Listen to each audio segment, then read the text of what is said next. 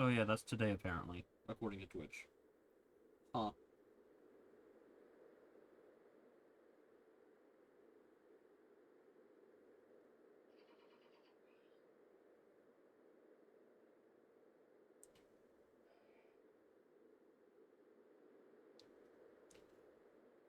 Alrighty, Cyan. Sounds good. Honestly, I forgot this game has different menus depending on where you save, because we always save back in town. We saved in Iceland at the end of last stream, so we're here now, I guess.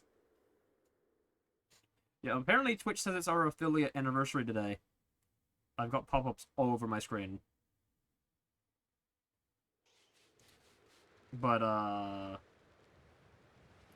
Cool hit 2 years, like, a week and a half ago.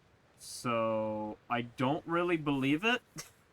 I don't know why Twitch is saying that for today, because I don't think it's true. Hey, cool. Twitch is being weird, and claims our affiliate anniversary is today. Which makes no sense, because you've had your 2 years for, like, a week and a half.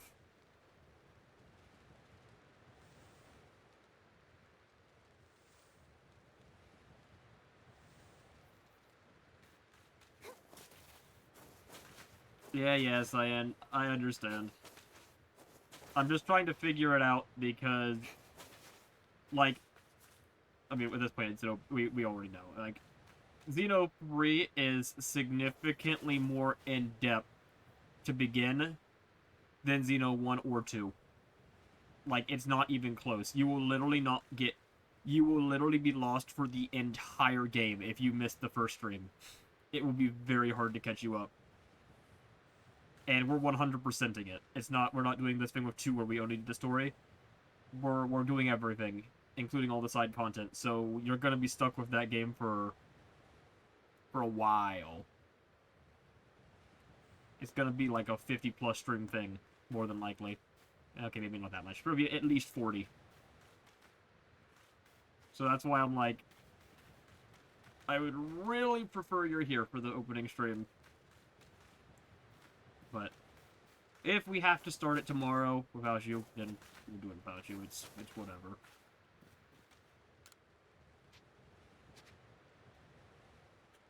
And like I said, the alternative is we do it another game instead for now. And I need to check that game.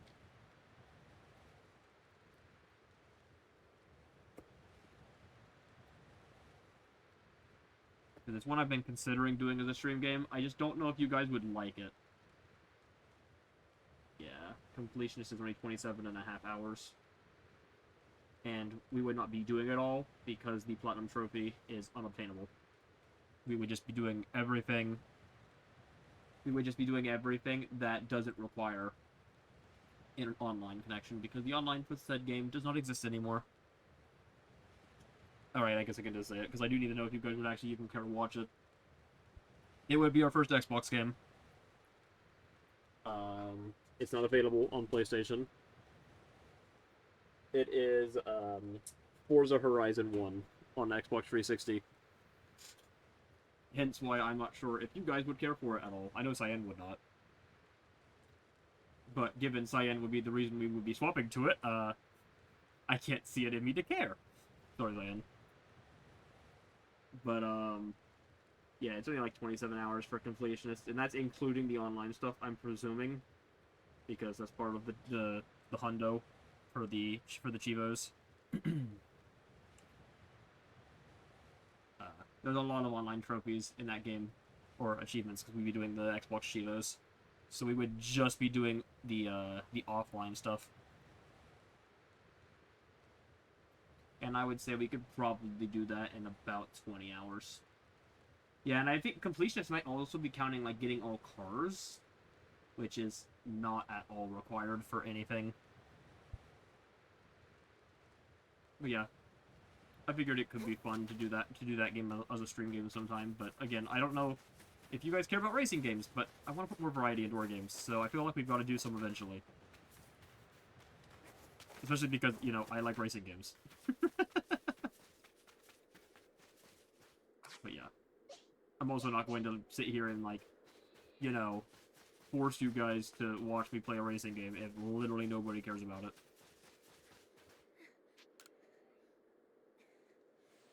Yeah, that's understandable. Like, let's be real, Forza is not a... It's not a game for active watching. It is a background noise type of game, which is hence why I felt it would be a good backup game if Cyan can't make it. But yeah, if we don't do it, if we do just do Xeno, I will say that Horizon is definitely on my to-do list very soon, so it can be considered an up-and-comer. I would have to hook the Series X up in here, though. I don't have it hooked to my setup. I've bought space for it. It would just be kind of awkward because I have so many cords here already. Having to hook the Xbox up in here too would be, yeah, a bit messy. But I can make it work. I'm gonna have to do it eventually, anyways. Especially. Oh, and I did get the thing to try to get the PS3 to work, so that when we do Persona 4 Arena, we can actually do it on the PS3, so we can try to work on our trophies. So I haven't tested it yet. I'm going to test it tonight after the stream. This thing just showed up today. I'm going to see if I can make it work. If I can make it work, well, we've opened up an entire library of games that we hadn't been able to stream before. So here's hoping, because that would be great. I would really like to be able to plat some PS3 games on stream. I have a ton of PS3 games on my shelf, and it's yard sale season, so I'm going to be finding a lot more over the time. And yes, Pyro, that is the plan. Cyan kind of threw a wrench in our plans, as you know, expected. Sorry, but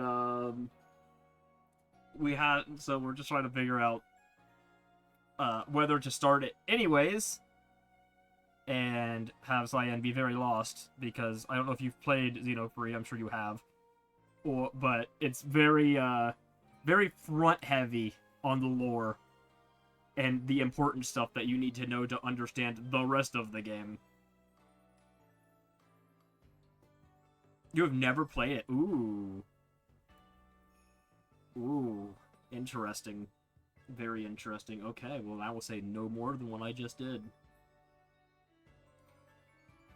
Yeah, most of the very important stuff will be happening in the first stream. That game has... It's like Xeno 1. You have a very, very front-loaded spot. Like, well, it'll be... I guess like 2-2. We'd be basically doing it... We'd basically going to a set... We have a stream 1, like Xeno 1 and 2, has a set point we have to reach before the end of the stream, no matter how long it takes. Which is the end of Chapter 1. So, we will see how long that takes. I've seen it take people 2 hours. I've seen it take people 5 hours. We will see. Understandable.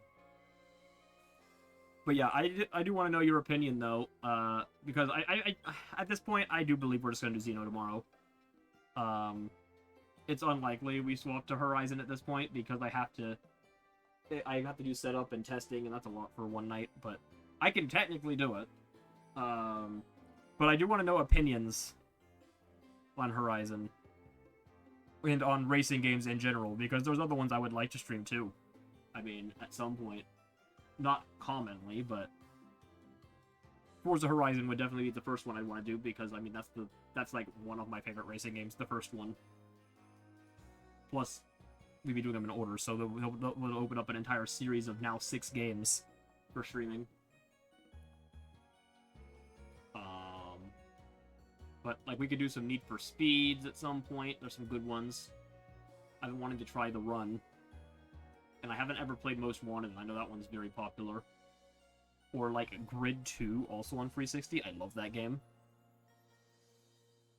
Or, you know, Burnout. We could play some Burnout 3 on stream, perhaps. And yes, I do not give a crap about the series order for those games, because Burnout 1 and 2 are kind of not good. Sorry, not sorry. Not that that's you know, not that that's really a controversial opinion or anything. That's kind of a common opinion, but, you know. Alright, let's try to get...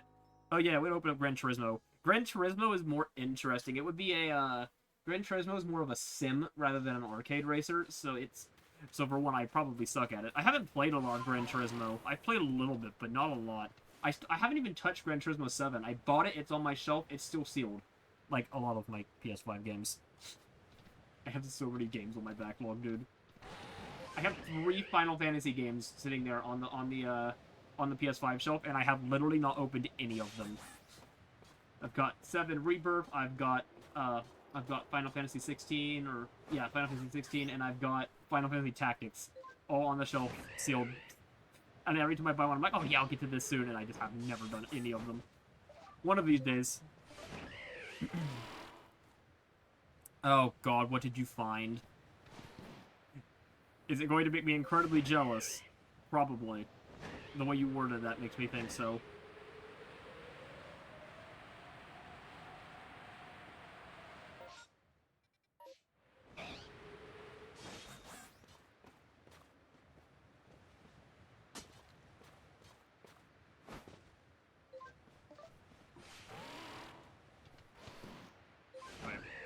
So we're gonna evolve this Pichu. Do I need to do moves with Pichu, or is it literal? I don't even remember. Is it just evolving it and it's done? It is. Yeah, we don't even have moves for this thing. Okay. Uh-oh.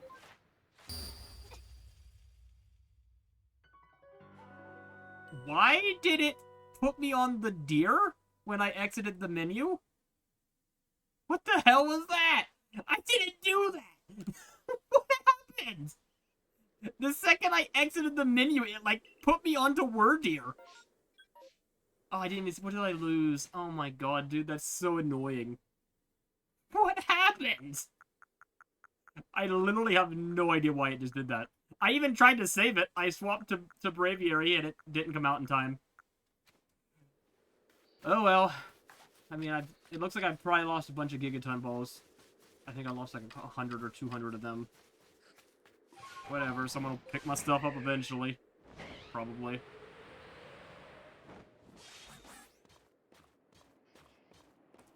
Oh yeah? What console?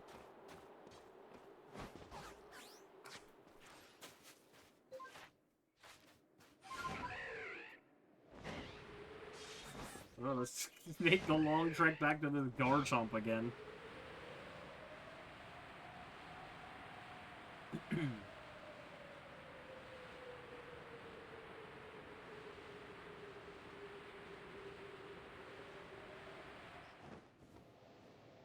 Oh, hell yeah. I guess I still have to send you pictures of... Hold on. Hold on, Pyro. We're gonna... No, I'm not... No, we're not doing that right here. Hold on. I don't trust it. I'm not opening my menu in that exact same spot to drop down and die because the Braviary decides to swap to Wordeer. Alright, hold on.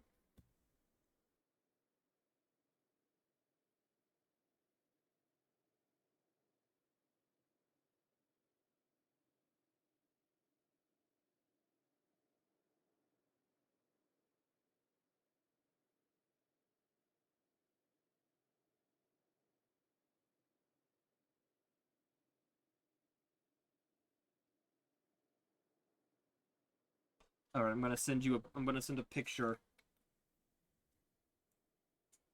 in the promotion channel here.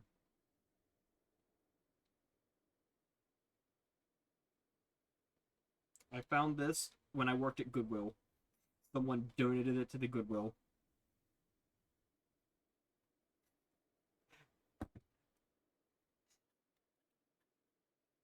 And yes, it is absolutely minty.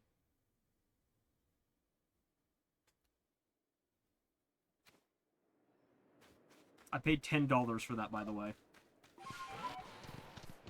I would have been fired if they knew I fibbed to them about that. Oh well. Could not care less now. Not my problem. I told him it wasn't worth anything when I priced it.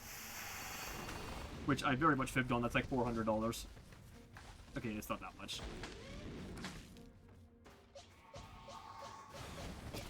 Oh god.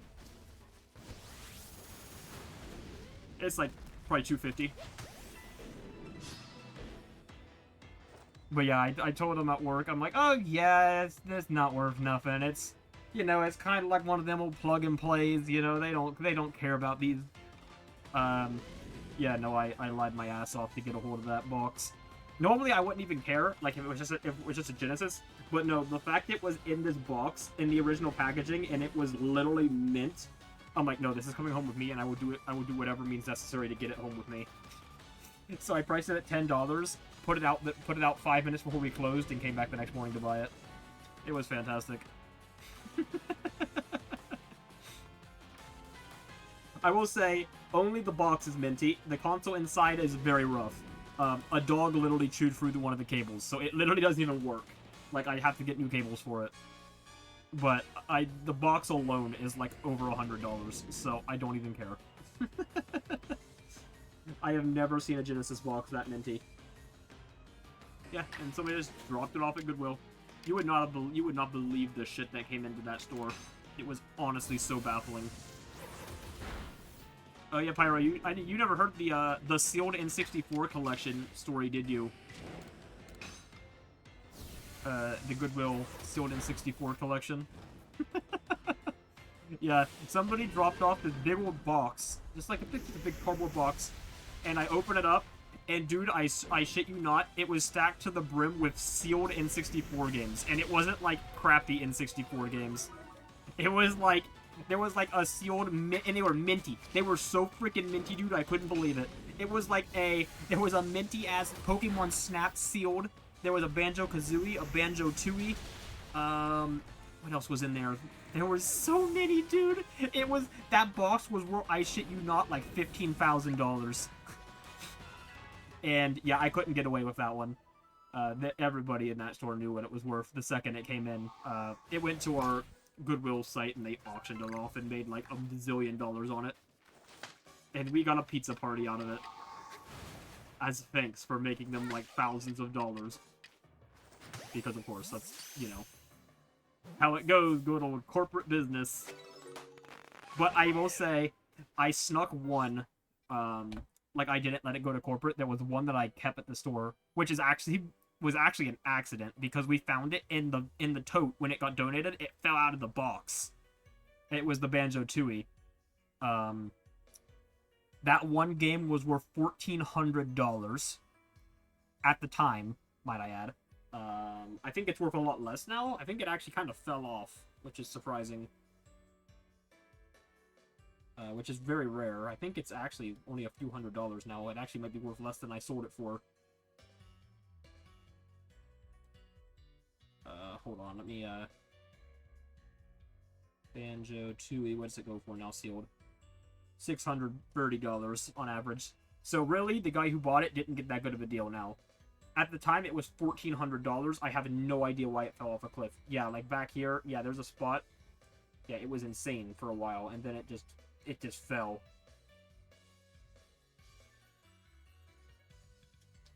But, we put $500 on it because we had already sent the others away.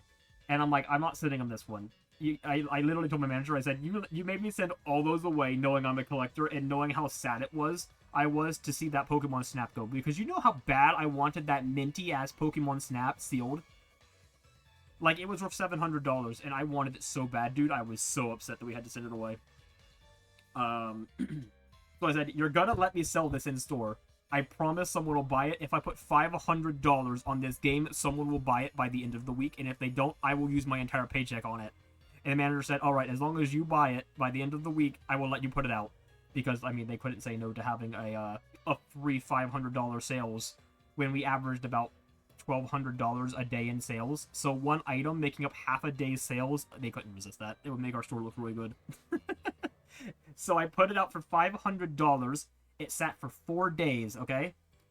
We had a rule. We're not allowed to shop on days we worked. I had to come in on an off day, okay?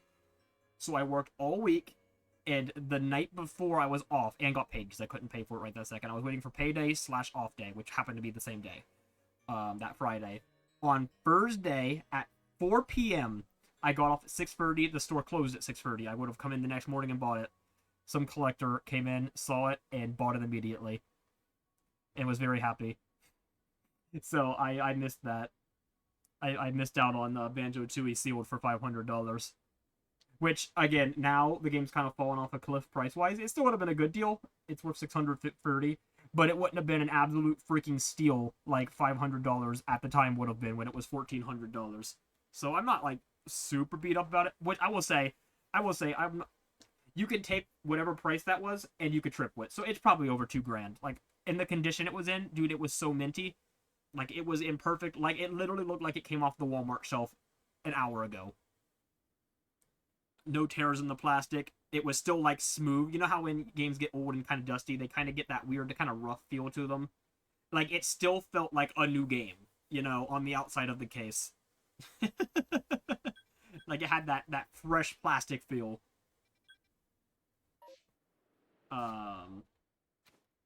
So, yeah, I guarantee you, like, I hate people who grade games. But I guarantee you could grade that game and it would come back so high, it would be worth so much money, dude. And, again, the box was full of them. And all but one was in minty condition, and the one that wasn't in good condition had, like, a giant rip down the side of the plastic. It probably got, like, crushed or something in shipping. And it was actually a Super Nintendo game. It was freaking, God, which one was it? I think it was, like, Aladdin or something. It wasn't that great. It was, like, the worst game in the box. And it was torn up. It was also, like, there was also an open Jeopardy in the box, which, on Super Nintendo, which also isn't very valuable, but... Yeah, pretty much. It literally felt like it Brent. Like that guy who found a freaking sealed Mario Kart 64 under the shelf at a Toys R Us in, like, 2021. Do you guys remember that story? Did you guys ever hear about that? An employee was, like, cleaning a Toys R Us. It was, like... Yeah, it was one of the they had like I think it was in Canada or something, and yeah, they were cleaning the shelves, and they lifted up those the metal panels at the bottom of the shelf so they could get all the crap out from underneath of there, and oh, Mario Kart 64 still in the package, absolutely caked in dirt from where it's been sitting down there for freaking 20 years. No one had ever opened that freaking shelf in 20 years. And yep. Freaking Mario Kart 64, and I think they let them have it. I can't remember how that went. I think because I don't think they couldn't sell it to him because it's, like, literally not in their system. It won't ring up. But I think they can technically get around that. I don't know how it works though.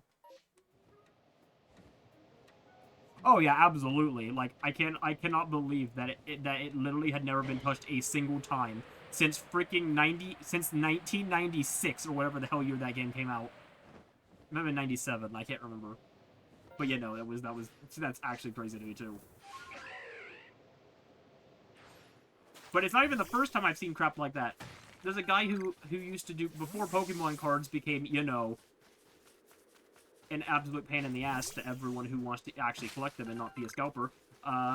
He went around and he loved to look, like, under the shelves and, you know, look for what like hidden cards, like employees, where they were kind of waiting for them to get off and see if and buy their packs basically, and see if he'd get lucky, or see if he could find, like, old stuff that had been forgotten.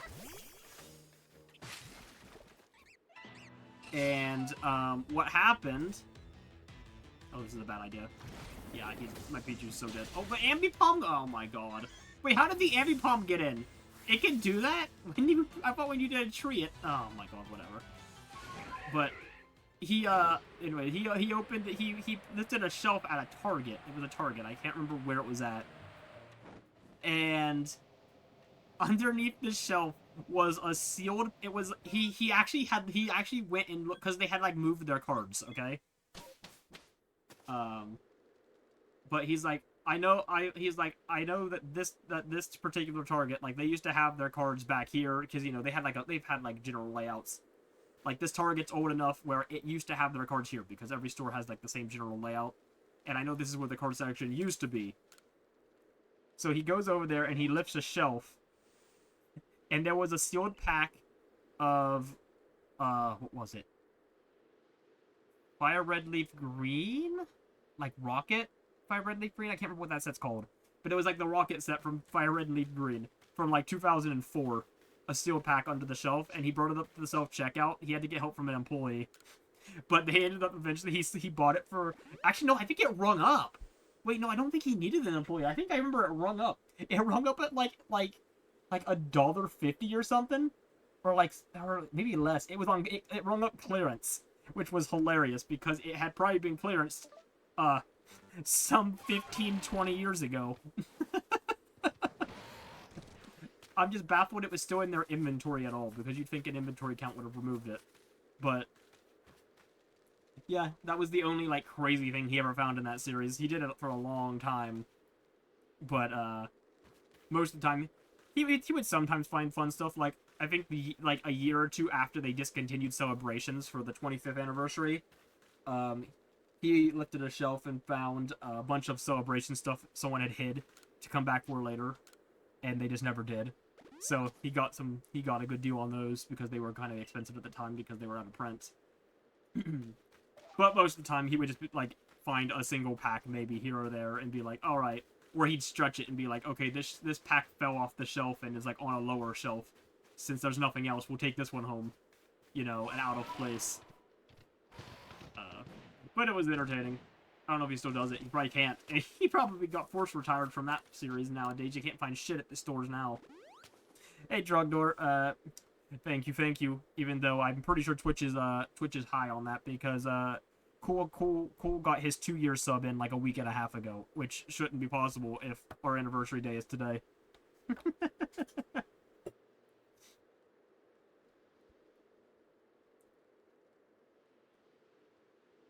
Yeah, exactly.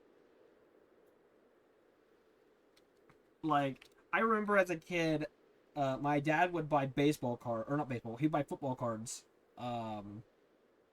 at one of the local game stores, which actually still exists. It's one of the 3 in town, which is insane that it's lasted this long. This was over 20 years ago. I was literally like 5 years old. And he would buy football cards, but since we were with him, we'd go in with him, and if you're with your dad and you're 5 years old and your dad's buying football cards and there's Pokemon cards on the shelf, well, what are you gonna do? Except demand Pokemon cards. And he can't tell you no because he's buying himself cards, and it's only fair. And otherwise he'll never hear the end of it. So he would buy us packs. Whenever he'd get packs, he'd buy us a pack of Pokemon cards. And I still have it. It is from EX Crystal Guardians. It is the Gold Star Celebi Secret Rare. The shiny pink Celebi Secret Rare from EX Crystal Guardians. It's worth like $600. It is the rarest card I own.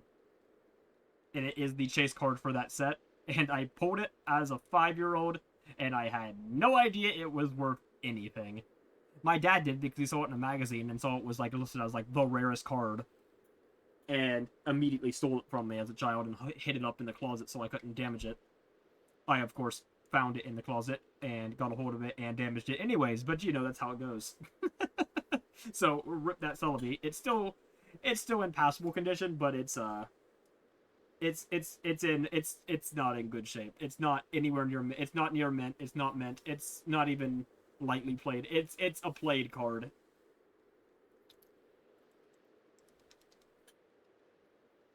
I could probably get $400 out of it in its condition. It would probably grade like a 5. Which still, for any card that old, that expensive, doesn't matter. Collectors would still be all over it. But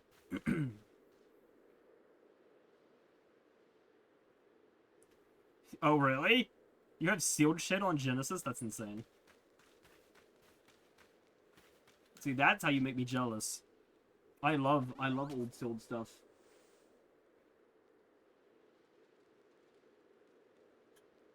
I've got a few old sealed games. Not anything crazy, though. I've got, like, a Tony Hawk Underground on original Xbox that I found at the flea market last year.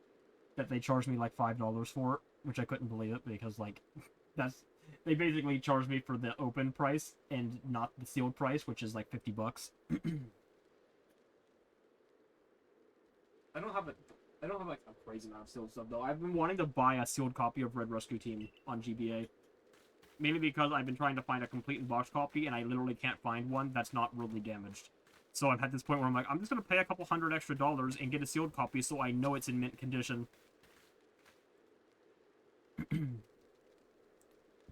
The sealed Genesis. Oh my, that's still kind of crazy that you even have any. Yeah, all I can say, the hockey is probably nothing, but I mean, what's Justice League go for? I mean, it could be expensive. Anything sealed.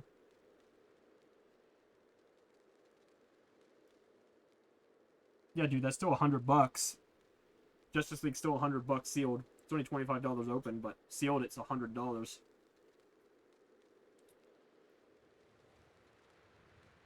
Where's Warlock? Same with Warlock. Warlock's $100 sealed, so very, very good.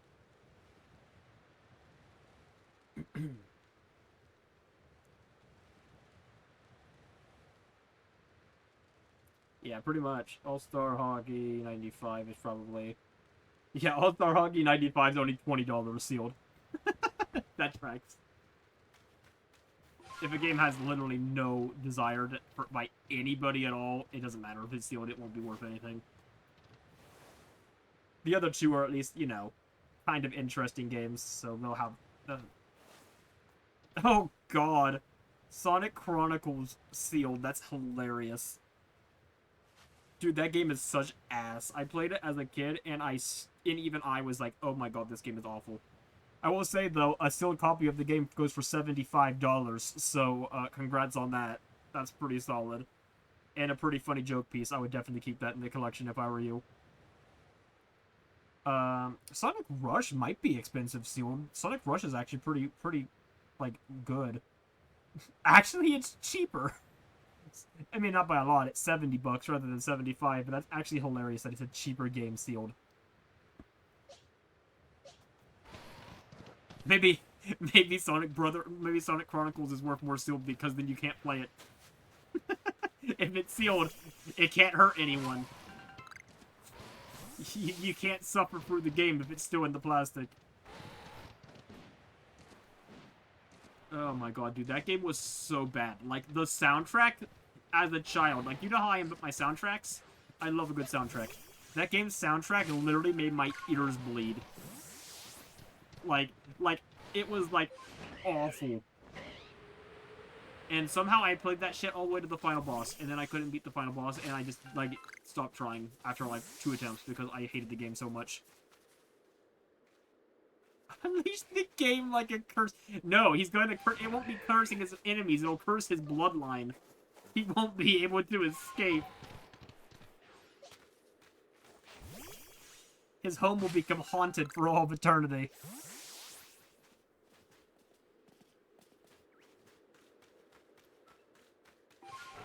Yeah, it makes no sense. Like, of all the things for them to go for, like, I don't know, man.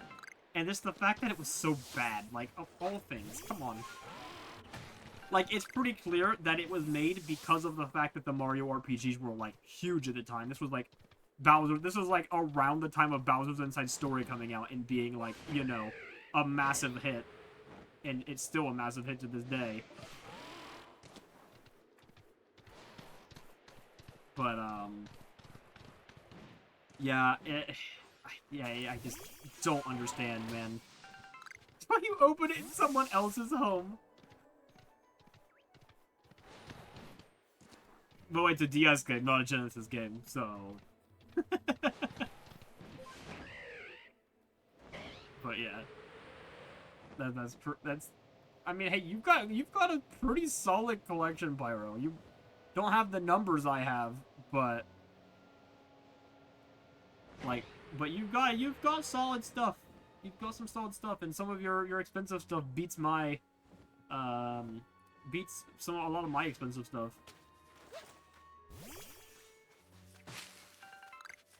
You've probably got a couple grand.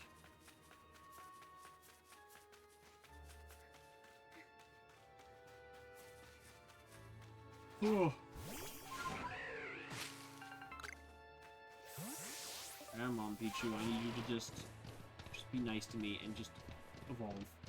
I beg you. Can we please be done with this hell? I think this is like one of the last we have to do, like, for Friendship Evolutions, though. At least ones that, you know, require this many. We might have one or two more that are just like evolve one of them, but we already suffered through the Espeon, Umbreons, Sylveons.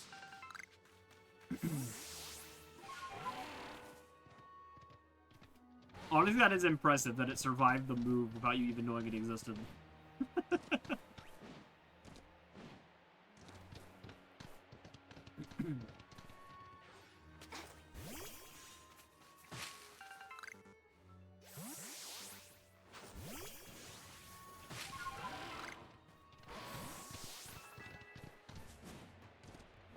I have lost a few things over the years. Actually, one of the things I lost was Sonic Brotherhood, and it's actually hilarious because I don't know what happened to that game, and like I do not care to find out. even like I just it was so bad that I don't want to find it. Yeah, like I have the case. It's sitting right here. Is the booklet in here? I don't even know, but it's on my loose game shelf for my loose cases.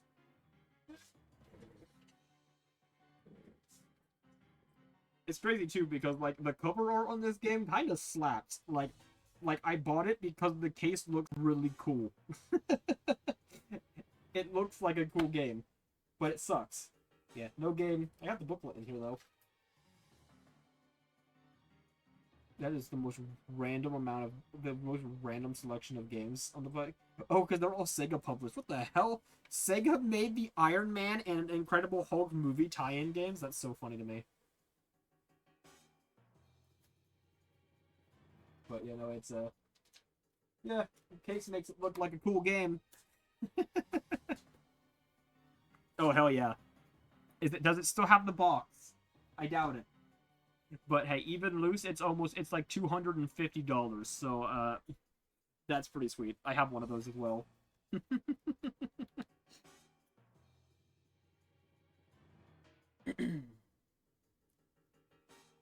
Yeah. I have memories of getting Sonic Genesis on GBA, the one that sucks, the crappy GBA Sonic 1 port, at Easter, and instead of opening it like a sane person, I remember literally just taking it, like crushing the box and like tearing it in half to get to the cartridge inside, like a gorilla, just tearing it in half because I just wanted to get to the game and I thought it was funny at the time. Nowadays, I look back and it's like that's literally my only memory of having a GBA game in its packaging when I was a kid. Like I don't remember getting my Fire Red. I remember seeing Fire Red and Leaf Green in stores. I have memories of seeing them and going to the store and looking at GBA games, but of actually getting my my GBA Pokemon game, yeah, I don't remember it. So yeah, I the only game I remember having in its case, I also remember ripping to shreds, unrelentingly.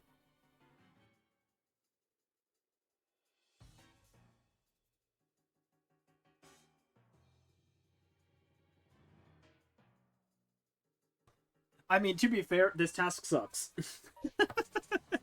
It is very time-consuming in its own right. Which, to be fair, though, with distractions, we might be still doing this by the hour mark. I mean, to be fair, my only goal for today is literally finishing Pichu.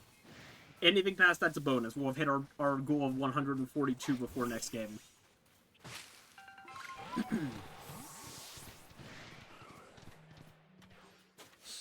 But, yeah, no.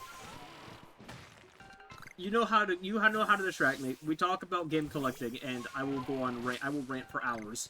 You will not be able to stop me.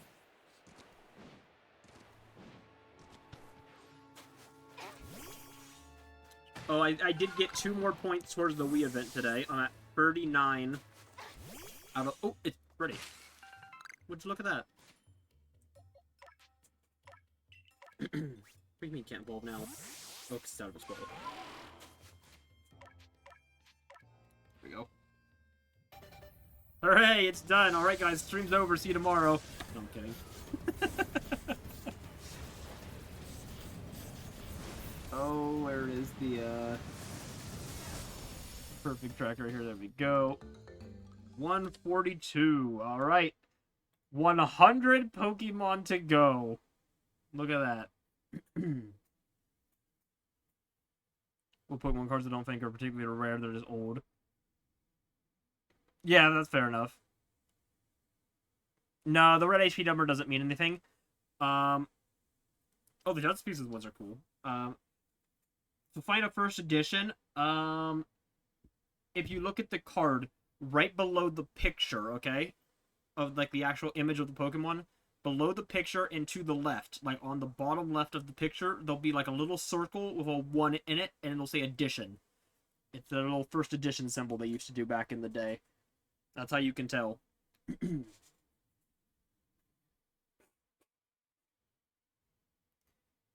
A GameCube bundle that had the silver console and a copy of Metroid Prime. Oh, sweet. Um, one of the weirdest things I've seen that exists that I would love to get a hold of, but I probably will never because it's freaking crazy rare and expensive. Did you guys know they had a Wind Waker and Metroid Prime 2-pack? Like they came in the same case in one of those double disc cases. It was ungodly rare. I don't even know when it like where they sold it. I don't know if it was like exclusives to somewhere. Yeah, it's worth $650. And it's actually crazy, dude. Here, let me send a picture of this.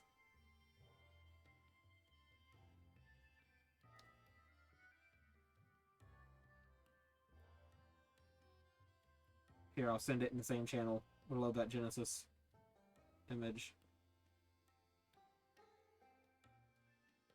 Yeah, look at that. That's the thing that exists. None of them are first edition. So yeah, they're only good. You got a lot of expensive there then, unfortunately, but that's how it goes. That's how most packs are. You're just gonna have a big giant stack of bulk and maybe one or two that are a little valuable. I did find at Goodwill also, because we find Pokemon cards every now and then.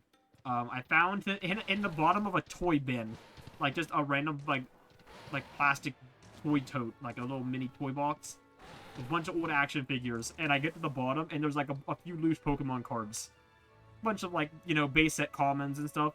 And dude, I shit you not, there was a base set Blastoise in there. I have it. I bought that base set Blastoise. Which I didn't buy it. I had to. That one was never going to last until my off day, because I put $1 on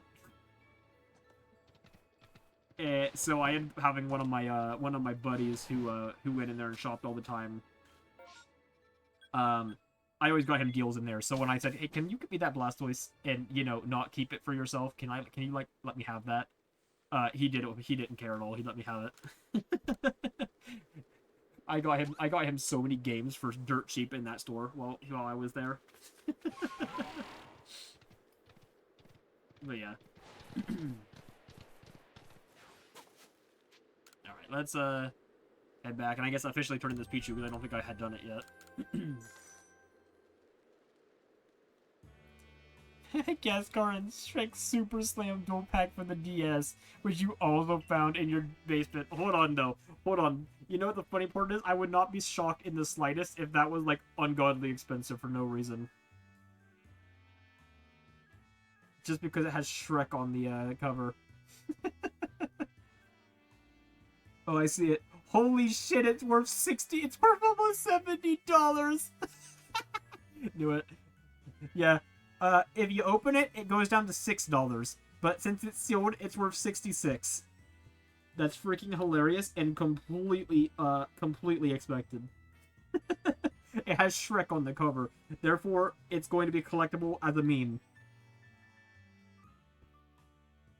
That's so funny, dude.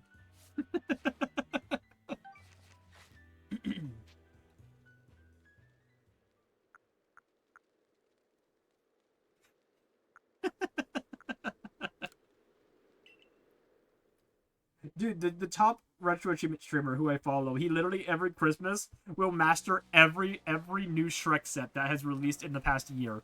He has every Shrek set on the site mastered. It's so funny, dude. He even did the shitty subset for that garbage-ass GBA racing game, Mario Kart clone. He had to play through the game 36 times. It took 36 playthroughs for that subset.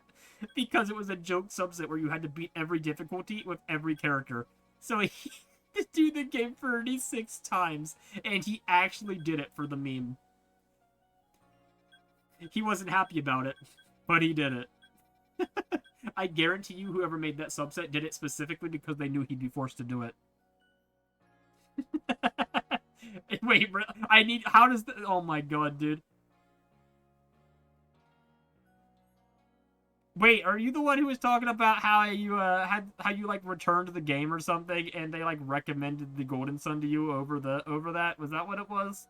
I feel like I remember this. I feel like I remember mention of this.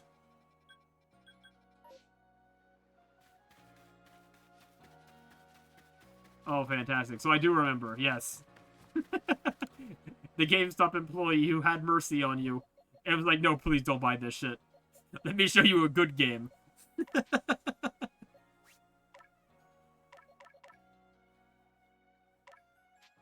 Wait, hold on, before I release those. What level is my Pikachu? Oh, thank god I didn't do that. We're gonna put that level 62 Pikachu in instead and release these.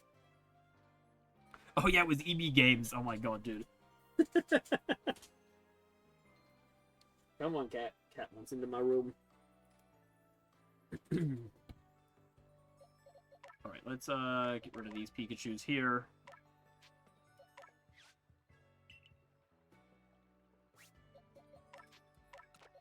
Put this Pikachu in our party. Grab our other Ninetales and Umbreon out of the box.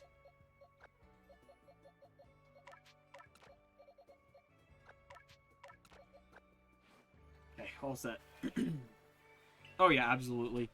And then she'll want back in one more time before the stream starts too. Oh, or maybe not. Looks like she's trying to get up on the bed, so maybe she's gonna go for a nap. Oh, I'm sorry, Cat. I have Sonic Brotherhood sitting in your napping spot. I know that's probably Nightmare Fuel and C in your favorite spot. Yeah, I know. I've painted your sleeping spot.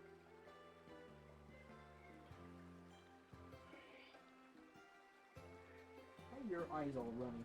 Yeah. Are your allergies as flared up as mine? Apparently.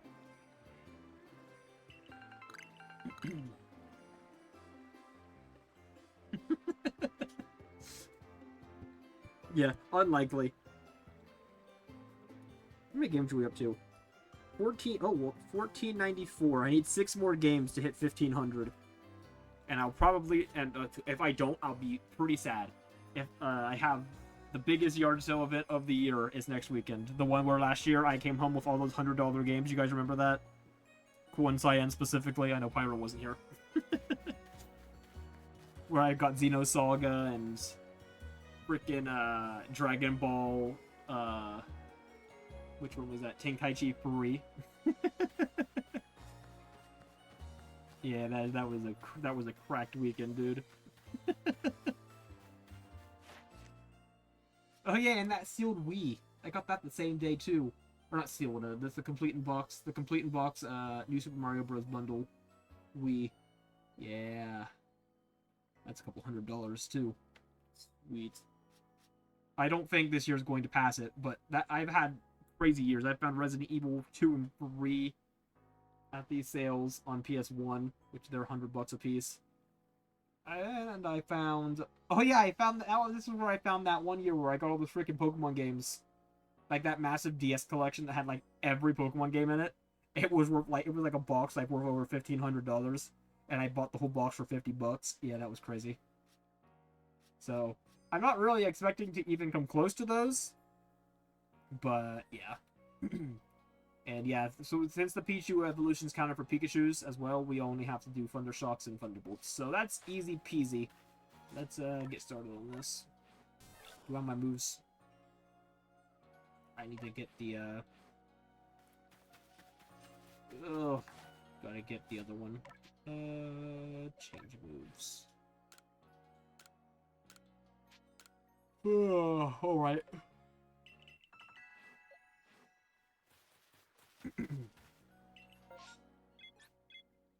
Let's get started. You know, after we wasted another 10 minutes being distracted.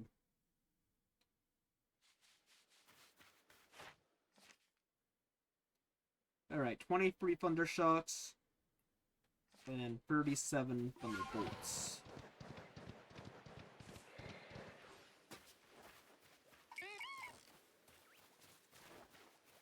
What?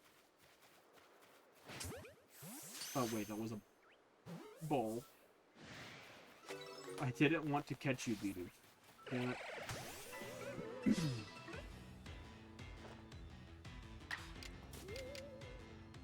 No, we have enough Thunder Shocks to just do it. Okay. Well, that's simple enough.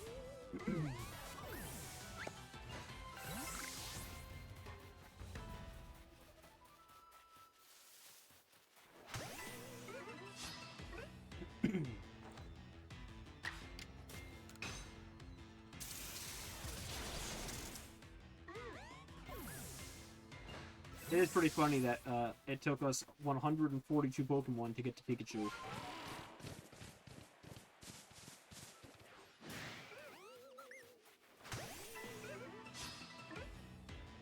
Ugh.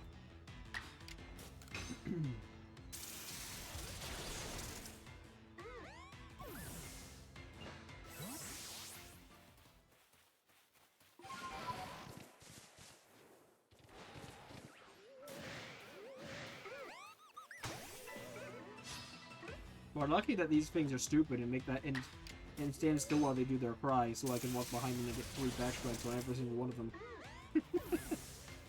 Makes fighting them way more convenient, so I can do them one at a time, and they don't, you know, start spamming hypnosis.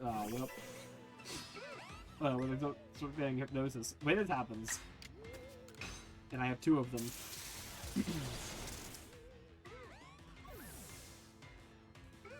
You know, or I could just stand there and do nothing and let me zap it. That works too. It had one opportunity to strike it, it messed it up.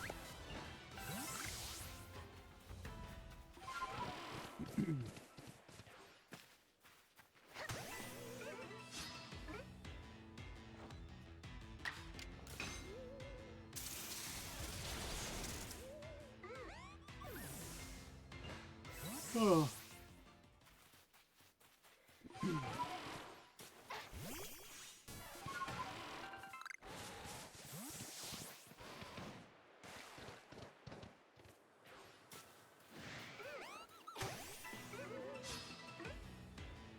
Indeed.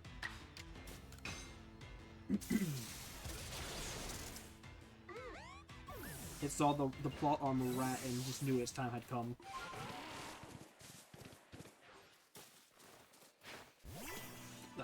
We're gonna ignore how wonderful that throw was. Completely on target.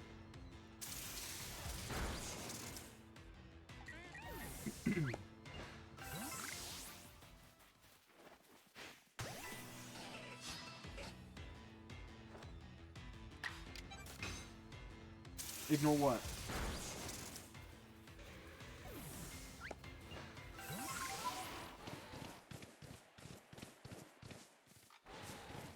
Oh, the rapid death, leave me alone.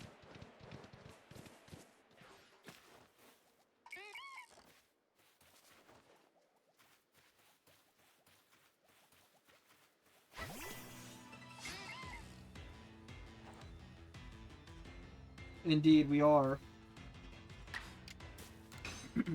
We just finished Pichu's.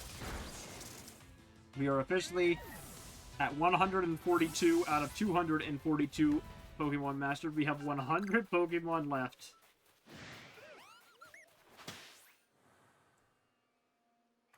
Okay, that's kind of bullshit. I totally hit that before it despawned. I literally heard the sound effect of the ball smacking it in the face. Whatever.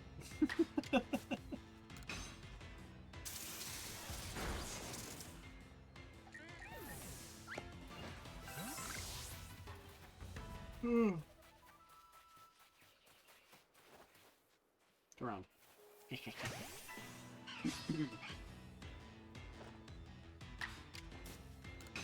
Yep, and this will be our last, for Sunny, this will be our last Legend Arceus stream before the next game. This is our 5th. And that means after this stream, we move on to our next game. We will come back to this after that game. I can't do, 75 streams straight of this game like we did in the past. I was so burnt out, dude. And then we didn't play this game for 2 years, so... Yeah, it's, much needed to, take it steady. But yeah, new game tomorrow. Should be fun.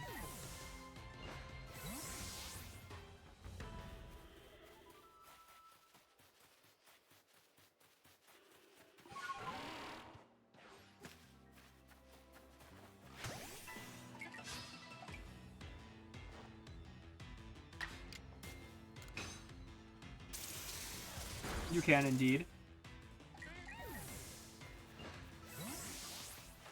Which ones do you want to see?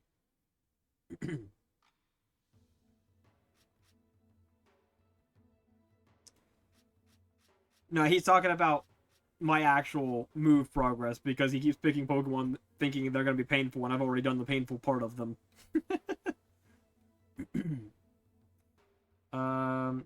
And Sonny, I typically don't say what the next games are. I like to make them surprises. But we also kind of, we also had to bring it up because of, trying to figure out how it was going to stream properly and work out for us.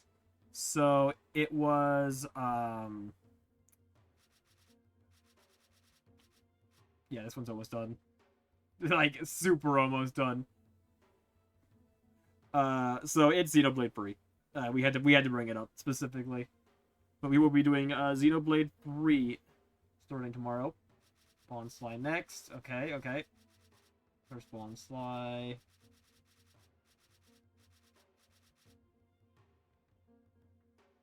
Yeah, the hard one here is also done. The freaking ore deposits, right? They were awful. We spent like freaking like a week straight grinding them as we did other things. Mimic is fun, yes, and somewhat painful, but I'm assuming he was looking at the ore deposits because they were awful. Tentacruel. Ooh, that one I don't know.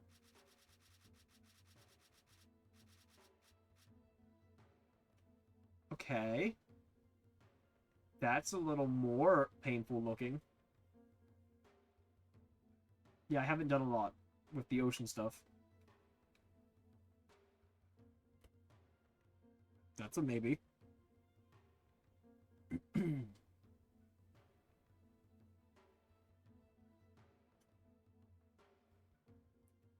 Luminion. This one we're a little closer to having them without being spotted, so this one's probably a no for you. Bronzor.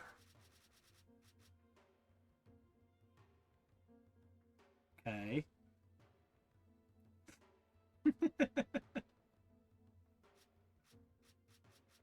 Chimecho? I'm assuming they're in Pokédex order. Ooh. Okay. We haven't done a lot for Chimecho at all.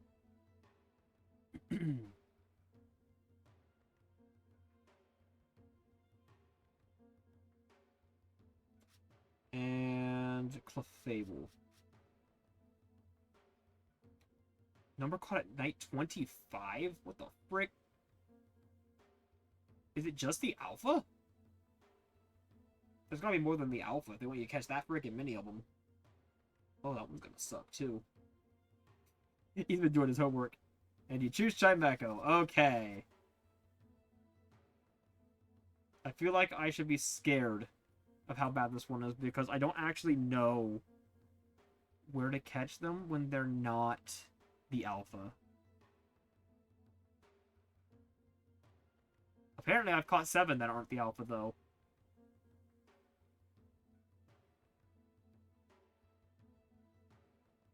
Huh.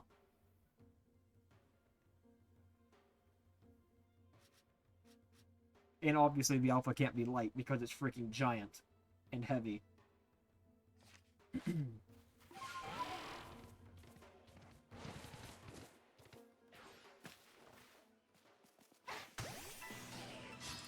Alright.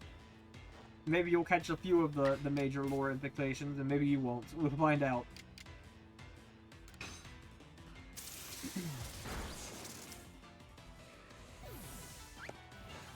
I think it's funny, though, because everyone's like, they want to make me suffer with these Pokemon, and I'm sitting here like, please. Please, I welcome it, because all you guys are doing is taking all of the annoying stuff off the list, so that the last, like, 50 Pokemon are all gonna be piss easy.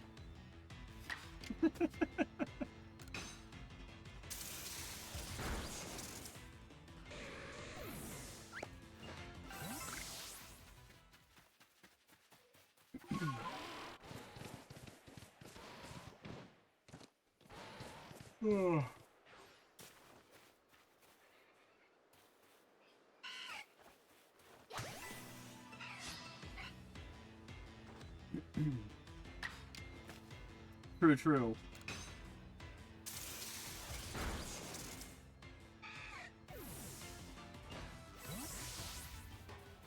The question is, will we get done with Chimecho tonight, or will it have to wait until after Xenoblade? We're gonna have plenty of time to start it. We'll just have to see if we can get it done in like an hour and 40 minutes or whatever.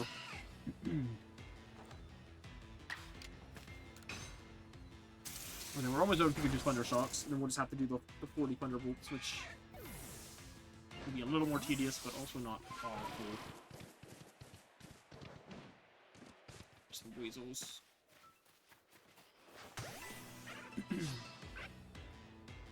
After 100%. Alright, alright. We'll see. Maybe I'm, like, crazy fast. And we find, like, a Chimecho outbreak. Wait!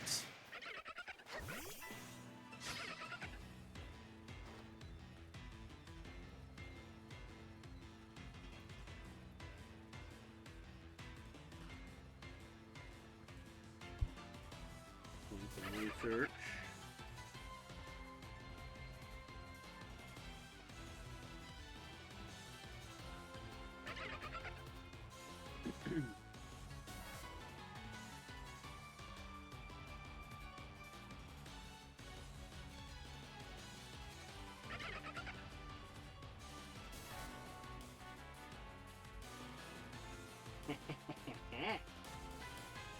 Okay.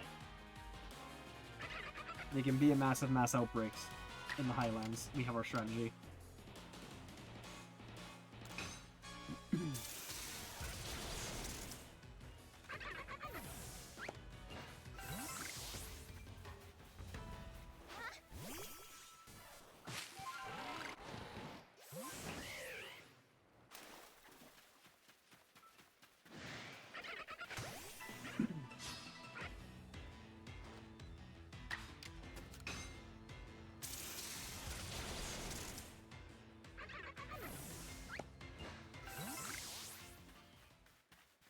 Weasel. Did I kill them both already? Okay, maybe I did. Oh no, it's right there. I'm like I could have sworn.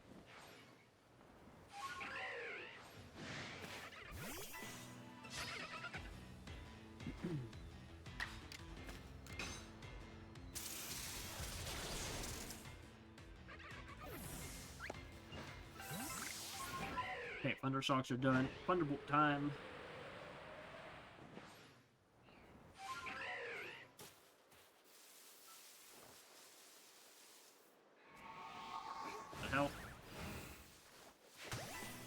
Gonna die for that, Mr. Mime. No, Mime Jr. I'm a Thunderbolt to the face.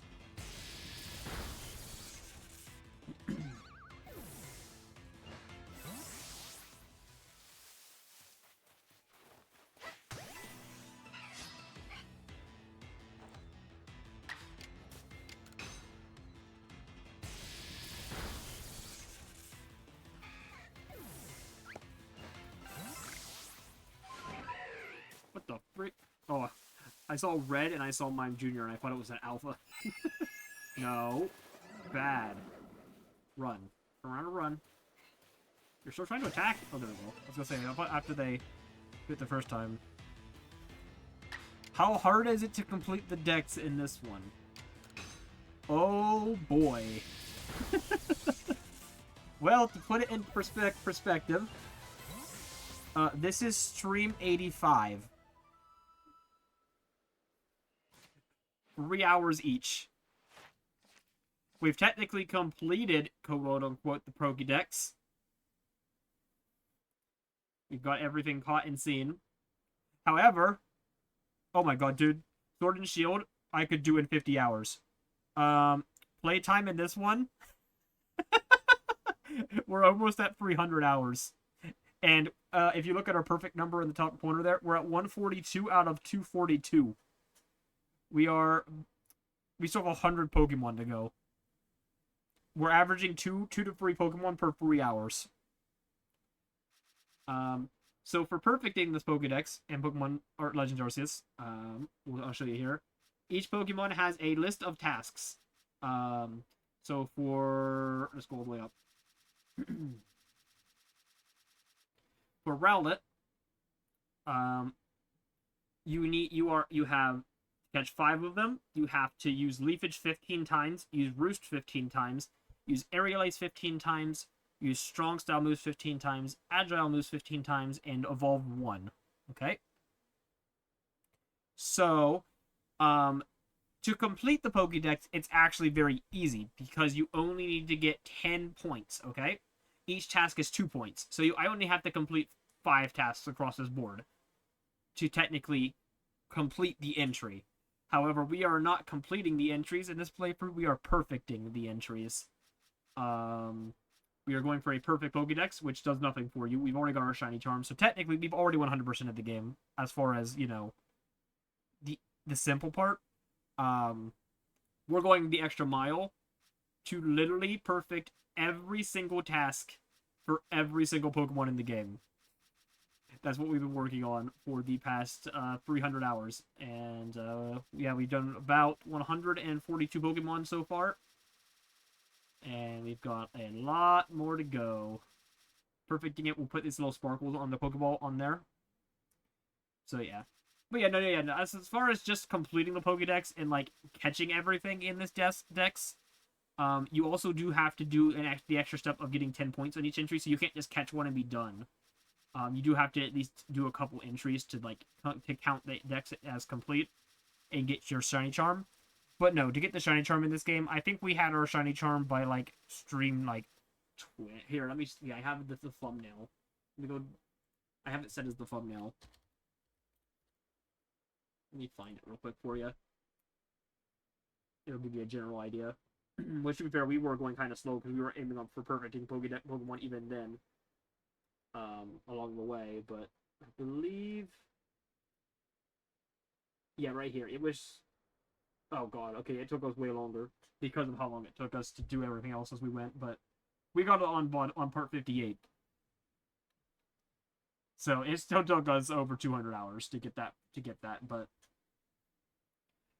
you could do it in probably 40 hours, I'd say. So yeah, you could probably do it in less time than Sword and Shields if you wanted to just get the shiny charm. Yeah, you probably could. But yeah, that's not how we rule here. Unfortunately, I am too far of a completionist to be satisfied with just that. So we're doing it all. And we've been chipping away at it for little by little for a couple years now. For reference, Twitch says it's our 2-year subiversary for our Twitch affiliate today, and we were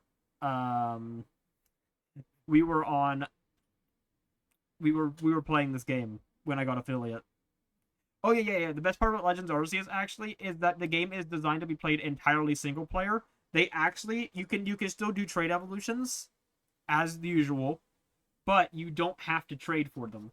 So to evolve a Kadabra into an Alakazam, there is now a physical link cable item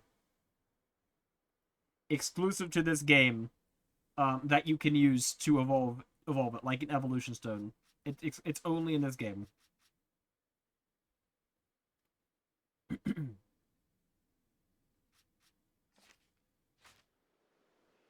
And stuff like Magmortar, where you needed a Magmarizer to hold it and then trade.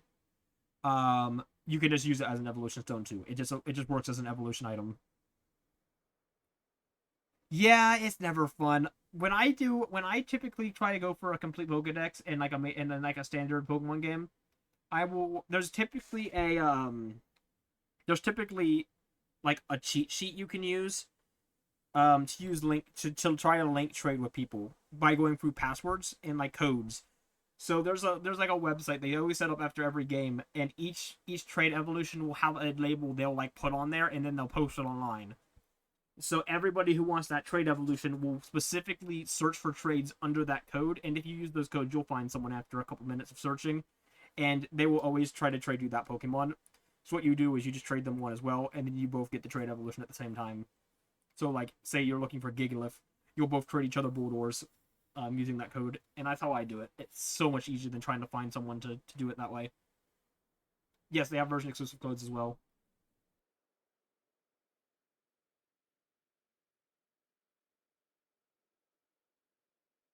And yeah, that is true. Um, I tended to go for my Pokedexes very quickly around launch, so I've never really had that problem. So yeah, I understand that probably does complicate it. Oh, what the frick? A distortion. Okay. Hello there. Not that we need it anymore.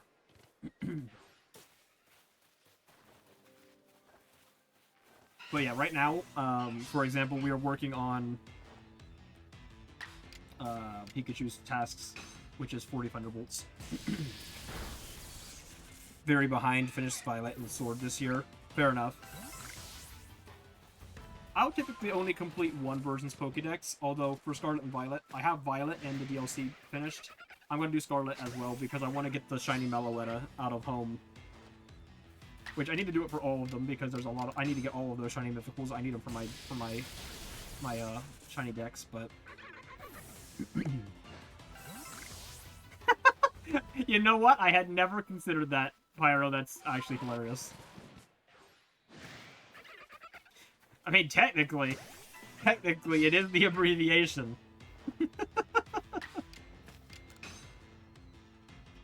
Before Sword, the last game you played was Black. Oh, okay. To be fair, Black and White are fantastic. Absolutely love those games. Literally the best generation.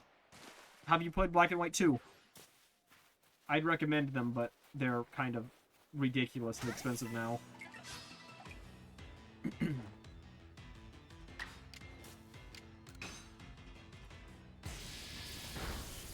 Because Black and White 2 are also very, very good. They're actually like something a little unusual for Pokemon in that they're actually like direct sequels.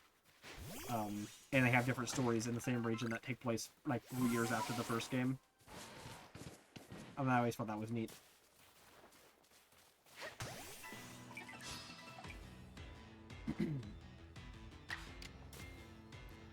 Between Black and White and Sword and Violet. Well, Sword and Shield are between them, but yeah, I know what you mean.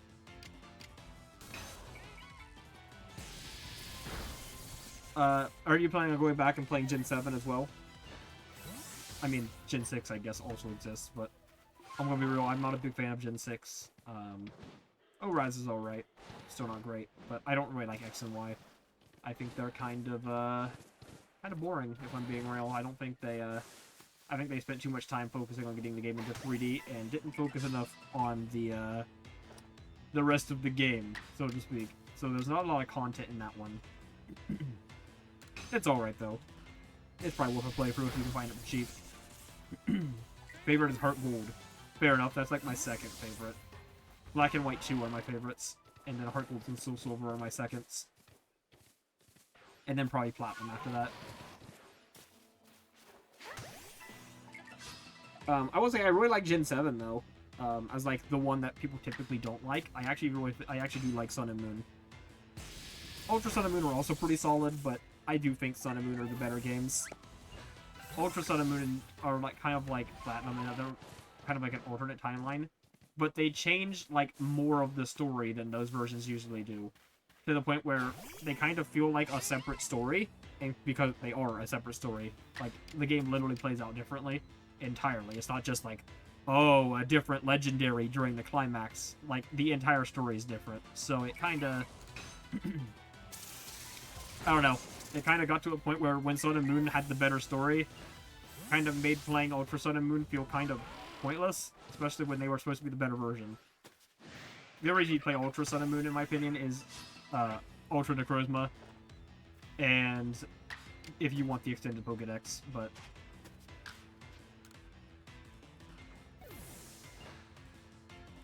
Yeah, I also like Legend of Arceus a lot. I wouldn't put it up there. It's probably the best game on Switch. It's probably the best... This is probably the best Switch Pokemon game. Although, okay, I can't... See, the sad thing is, people are gonna hate me for this. As much as I don't like the progression of Scarlet and Violet, now that they fixed all the performance issues with the Switch 2 patch... I mean, I guess I can't count it, though, because it only is fixed on Switch 2, not on Switch 1. But I kind of think Scarlet and Violet's kind of up there? Is that weird? Like Scarlet and Violet, aside from the performance issues, which the performance issues, like, literally ruined the game for me. Now that they fixed the performance issues, like, I actually kind of like them. I actually kind of like them. I'm not gonna lie. They have their problems. I hate the customization, or therefore the lack of customization in that game. But yeah, no, I actually really like them. I kind of like them. I think the story's good. I think it's probably the best story we've had for a while. Probably since Sun and Moon, if I was being real. Yeah, probably since Sun and Moon. So, I guess just Gen 8 between them, but...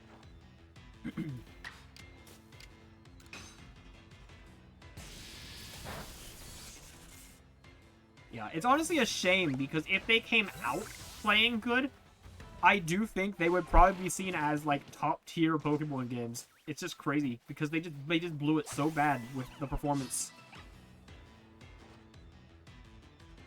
Yeah, pretty much. Exactly. Like, they would literally be seen as, like, A-tier. Like, probably alongside games like Emerald and Platinum. Which that might be saying being a bit much, but I think they would be up there as people's favorites. Because at the end of the day, they are good games. And that's why I'm looking forward to Wind and Waves, because if the performance holds and is actually decent, I don't know, it could be good. I like the DLC for Scarlet and Violet because it's nostalgia slop. For me in particular. It is nostalgia slop, but it is nostalgia slop aimed directly at me, and it works. The entire thing is just so chock full of Unova that I literally just can't be mad at it because I just love Unova. Ah! Get out of here. Get out of there. All gone. Freaking flankers. But yeah, no, we yeah, I don't know, man. I'm kind of... We'll probably play it on stream properly, because I know we did a stream of Scarlet when we were trying to, like, rush through the Meloetta event, but I would like to do a proper playthrough of sometime on stream. Probably not our next Pokemon game. We'll probably do Fire Red and Leaf Green as our next Pokemon game. And I would like to get to that by the end of the year, but I don't know what's going to happen. Because I want to get through this game first. Oh, I guess that's formed and happening now. And I don't think we're going to get through this game by the end of the year. In fact, I can guarantee you we're not going to get through this game by the end of the year. I guess we could still technically do Fire Red and Leaf Green in the meantime, but I don't know. There's something about playing a mainline Pokemon game while we're still working on this one that rubs me the wrong way.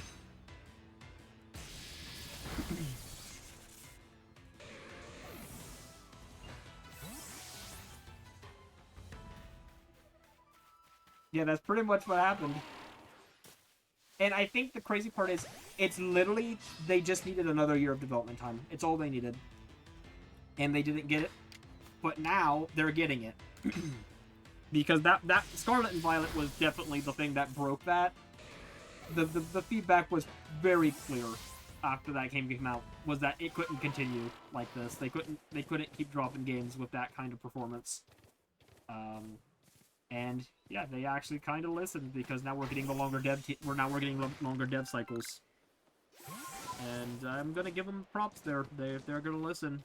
And people like to crap on ZA because it's funny to crap on ZA, but like, ZA was a pretty good game. I'm not gonna sit here and pretend it's not. I don't think it's as good as Legends Arceus, but Legends Arceus is probably the best Switch Pokemon game. Aside from, you know, Switch to Scarlet and Violet. Switch to Scarlet and Violet actually beats this, in my opinion.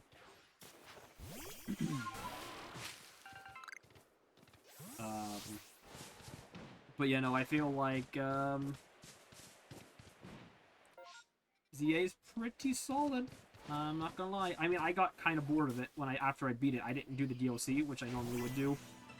But, like, the actual main story of the game, yeah, no, it's fine. I just didn't care to do all the Pokédex stuff afterwards. Which I'll still go back to at some point. Admittedly, I kind of just got distracted by other things, and just kind of didn't feel like 100%ing it at the time. So... But that's not, like, anything necessarily against the game itself. It's just, I just didn't care to complete the Pokédex.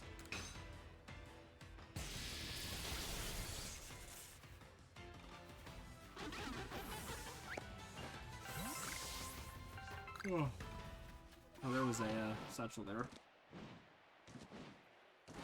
But I would say... Yeah, ZA is probably it's probably a B-tier Pokemon game, in my opinion. And this one, I feel like people overhype the story in this one. Like, it's pretty good. I'm not gonna say it's bad, but it's also not like you've played Scarlet and Violet. That game has a better story. You've played Sword and Shield. I don't know if that game's got a better story, but I wouldn't say this game has a much better story than Sword and Shield by any means. This game wins in gameplay. Just this unique kind of style of gameplay with the running around and the dodging and the catching and battling mechanics. That's what sells this game, honestly.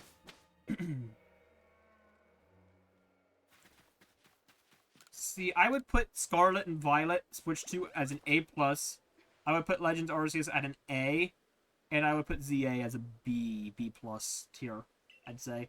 For me, there's not many games that reach S tier, and it's probably literally just Heart Gold and Soul... For me, it's probably just Heart Gold, Soul Silver, Platinum, and BW2 in S tier.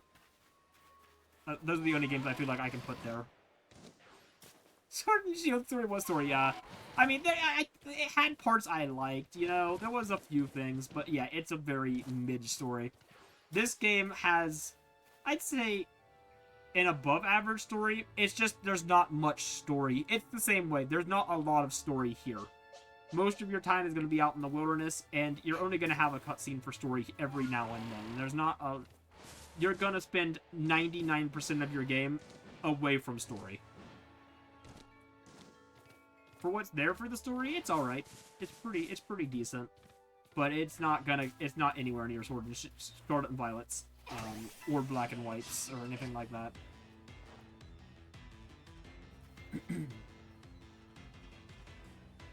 I've heard stuff about that like Pokédex completion, especially, is like really bad in the DLC. So I'm not really looking forward to it.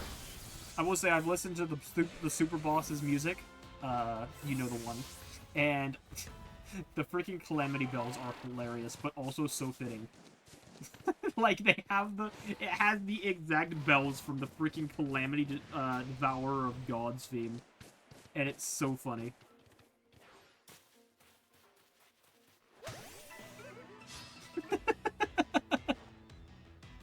See, honestly, I'm gonna say something controversial.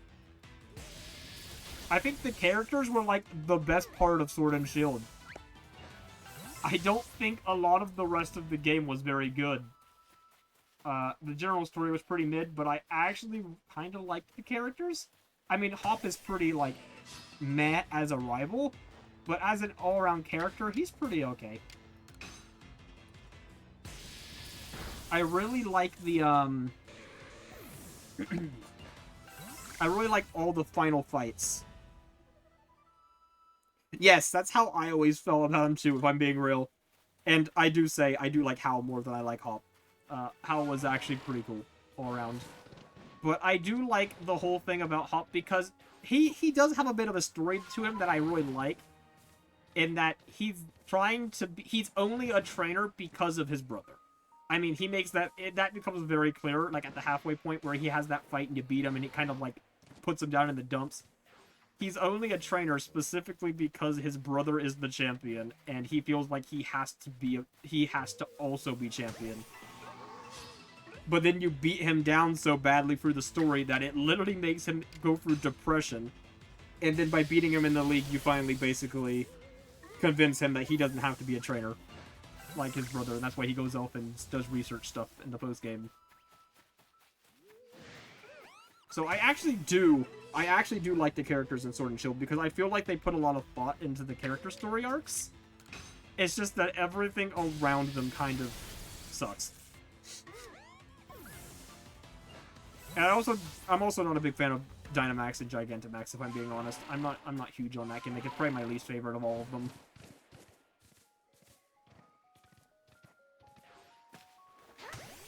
It kind of just felt a little pointless, if I'm being real.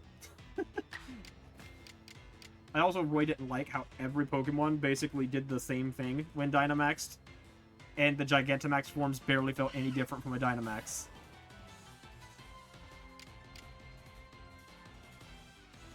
So I don't know. I wasn't big on that, but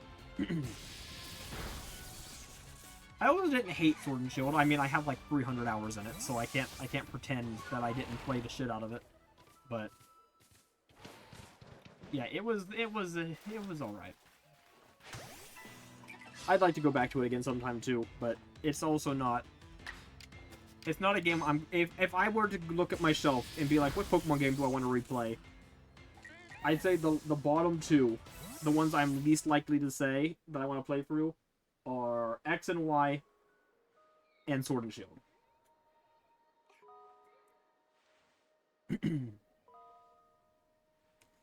Yeah, see, that was me. Like, that was me. I literally never used them throughout the story after the first gym because I'm like, why would I do this when I can just two-shot them anyways? And Dynamaxing does not change that to a one-shot. Like, no matter what I do, it's still a two-shot. All I'm doing is playing this really annoying, lengthy animation that blows out my TV speakers. Because those freaking sound effects are the funniest part about Dynamax, if I'm being real. Just the way that it just, like, absolutely blasts out your freaking speakers is so funny to me. But, yeah, it was just, yeah, not worth it. You clicked the same move twice and called it good. I never used them through the main story.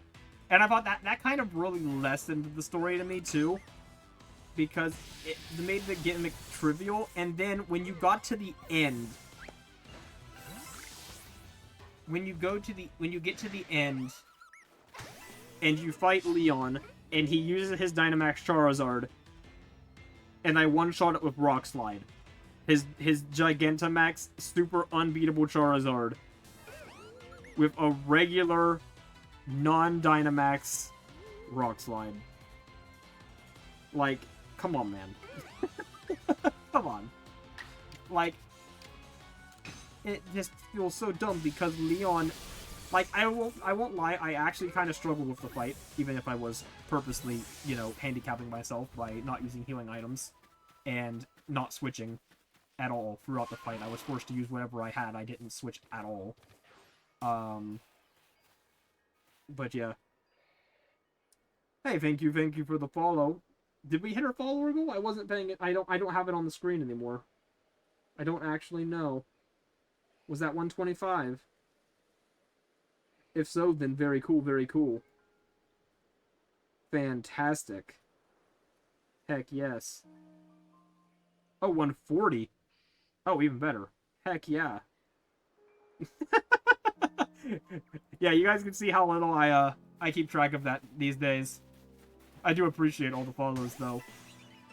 But yeah, no, it gets to a point where you just stop tracking it as much.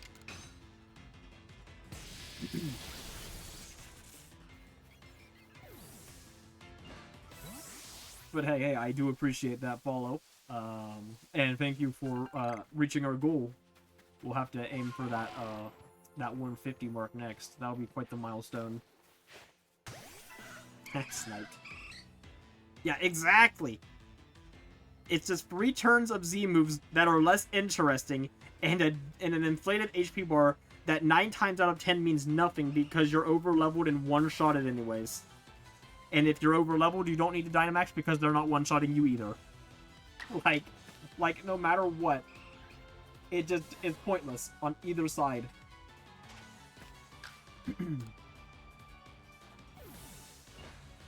Yeah, exactly. I'd say we've got 4 or 5 now.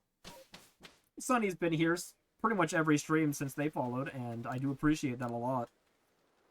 And Cyber's here pretty frequently, not as frequently, but he shows up like once a week. Yeah, we've got quite a few consistent people now, and that's very nice. It means I actually can talk to people when streaming, and we're not at that. We're past that point. The early days of streaming where we're just sitting here and staring at the screen for half an hour where nobody's talking and it's really awkward. There's also... Oh, yeah! Oh my god, dude. Yeah, I don't like... That is one change that actually was annoying to me. Which is fine. Like, I wasn't, like, super bent out of shape about it because I always used it. The game is balanced around having it on. But... yeah. I am discounting you lurkers because I don't know who's here and who's not. I don't know. You could be the same lurkers here every stream, but you also could be different lurkers. I have no way of knowing. That's kind of the point of the lurk. Is that I don't know that you're here.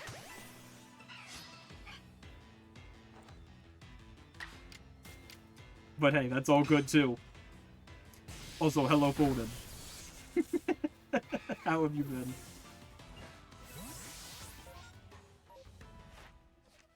Alright, let me check. What's our, they've got to be getting real close. Are they done? No, we got 4 more. 4 more Thunderbolts. We're about done with Pikachu.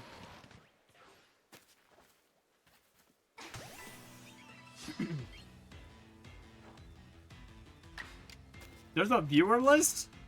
What? That's a thing? I didn't even know that was a thing.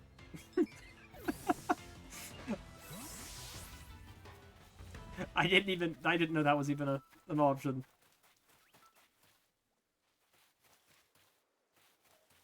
Yes, you've got to support the lurkers. They, let's be real. Your lurkers, at the end of the day, they make up most of your viewers. And they also make up most of your revenue. Because your lurkers are probably most of your unsubs who are watching ads. You've got to appreciate the lurkers. They do a lot for you at the end of the day.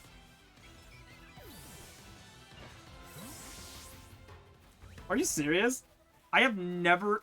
How do you get to a viewer list? I actually don't know. I've never bothered with that stuff on Twitch. Is it just like an option on Twitch? Which, to be fair, it might be a PC thing, maybe? Because I only ever watch Twitch on mobile. I don't know if that makes a difference.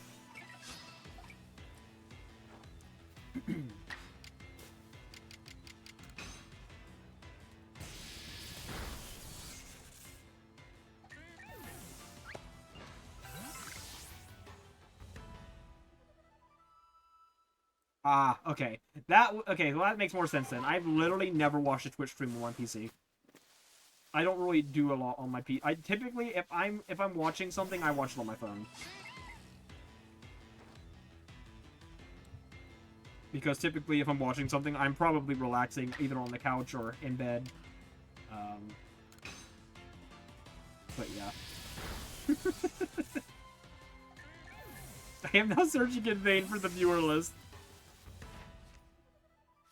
So at least, so what you're saying is, I'm not alone. I'm not the only one who was unaware of this feature. All right, Pikachu's done. Let's go turn it in, and then we gotta do. Oh no, we have to do Chimecho. Chimecho. I forgot. Pyro, you claimed Chimecho. Okay, we're gonna do a Chimecho next. Oh boy, you guys ready for some suffering?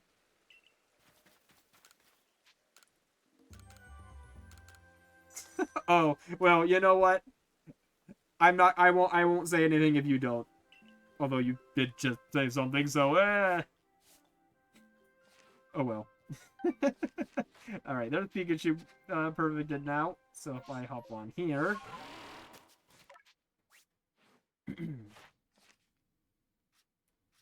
Yep. And that's the whole Pikachu line perfected now. We love it. We're all the way down to 57 with every Pokemon perfected to this point in the Pokédex. And then everything else is just kind of hit or miss. So that means our next option is going to be Abra. After we do Chimecho, of course, we need to just evolve 3 and teleport. How does teleport work in this game? Huh. You probably just go into the fight, use teleport, and exit the fight, and you just do it. So it's probably the same as any other move, basically. We'll just do it 25 against 25 Pokemon. Can I do it against the same Pokemon, though? Or do they immediately run away afterwards? Because if I could just do it against the same Shinx, that would be kind of insane and easy and quick. Guess we'll find out after Xenoblade 3. It's gonna be a little while. Because we're definitely not getting to that one today. Well, alright, where's Chimecho? Number of light specimens caught, 1 out of 5. Caught 8 out of 15. Catch the alpha 2 more times, and then I need to defeat 15. Alright, so our strategy for this one's going to be a little different from usual. I think we're going to try to aim for... distortions.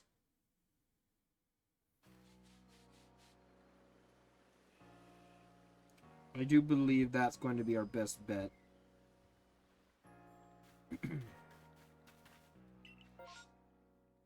So we're just going to reset until we get massive mass outbreaks in the Coordinate Highlands.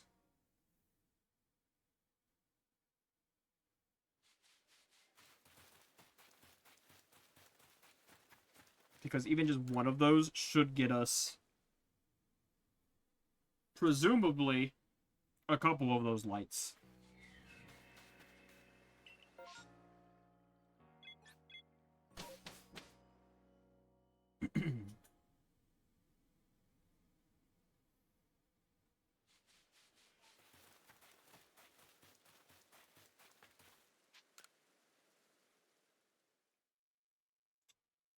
Alright.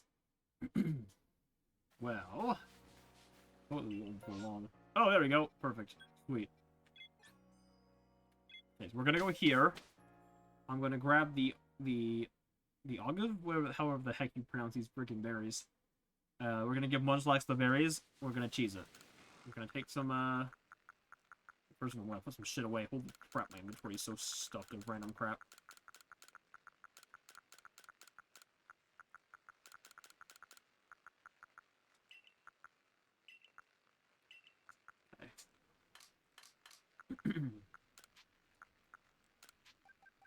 I take 5 of those.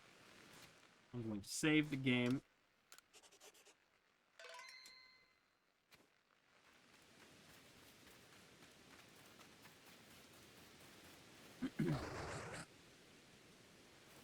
You.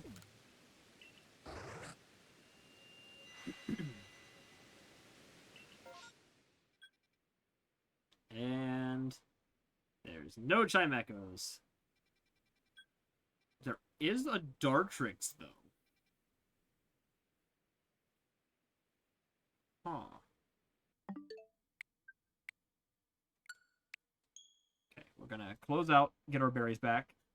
And then I think we might go do that Dartrix real quick, because that would be a cool shiny to get. We do need shiny Hizui and Decidueye still. I have Samurott for the decks. I would still like to get the other 2. Plus, this was a berry. It's also a berry spot, which means we'll get more of the Agua berries.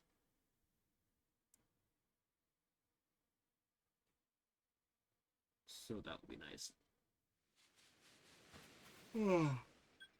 What here? This is our Dartrix. It's so funny that you can just quit out and get your berries back and just still know where anything of interest is at.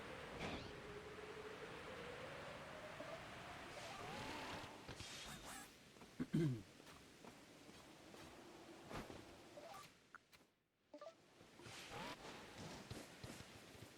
there's no passes. No shinies.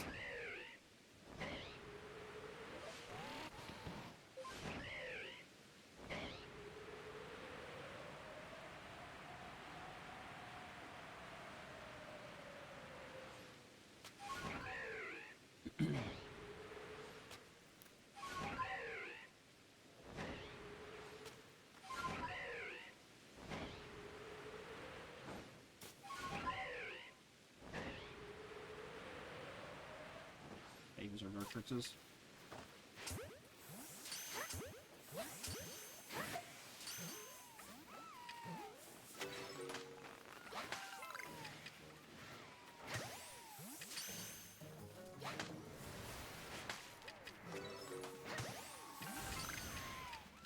Okay.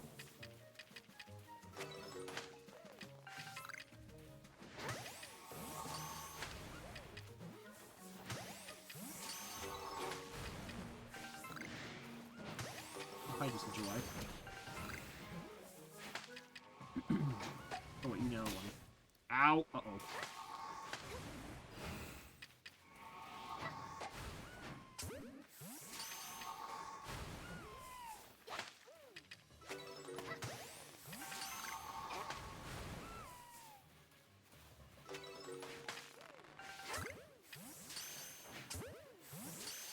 Okay.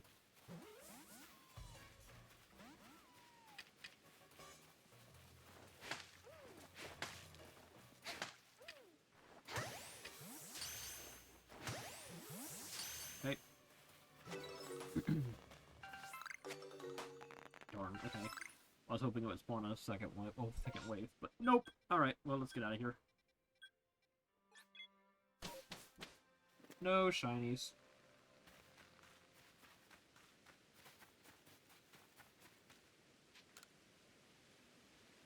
And we'll reset it and just try for a Chimecho over and over again. That's our goal. Just going to get one of these to give a Chimecho.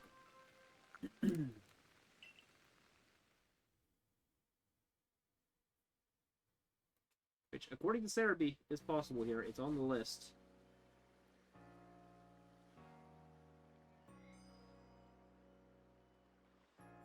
The question is it as a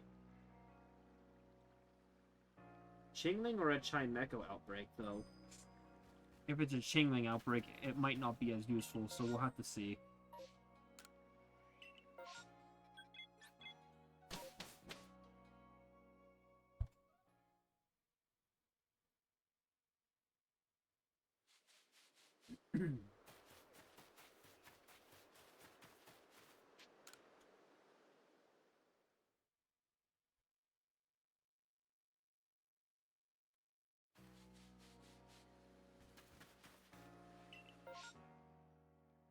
Mammo swine outbreak, what the hell? I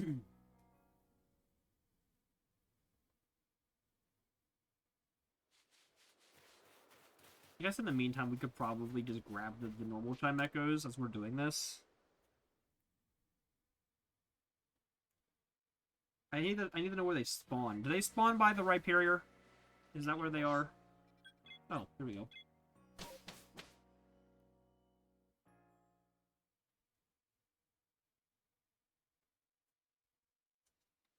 But yeah, like, I actually don't know.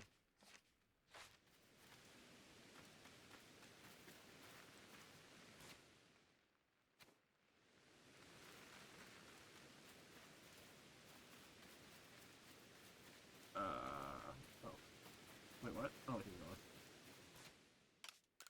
we go. Grab this. Get our help from Lungelax.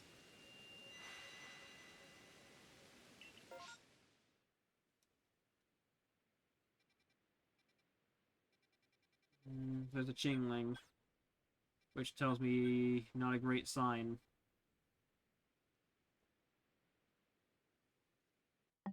About the odds of getting a Chimecho. Yeah, it's probably just gonna be Chinglings, and then you have to get the Chimecho out of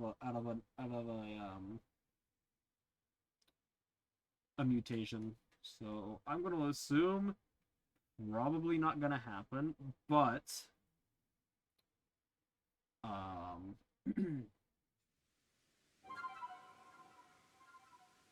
we'll give this Chingling a try and see if we get lucky. Otherwise, we'll probably just go back to doing it as normal. I honestly forgot Chingling existed when I was looking for Chimecho on the list. Oh.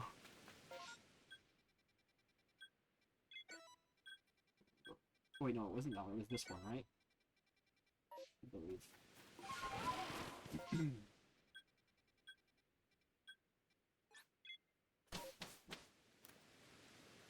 I guess we'll find out. It's one of these down here.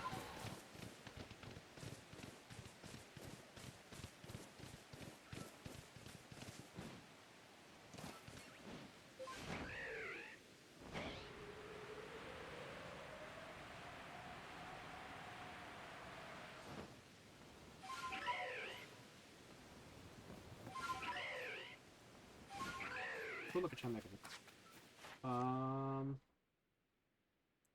Don't have to worry about being spotted, so we are just gonna fling a...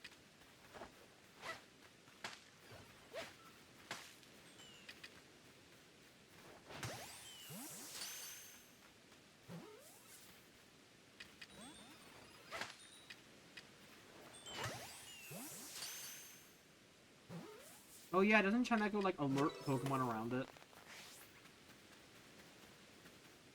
Okay, not light. Do I need anything for Chingling? Yes, I also need light Chingling, so...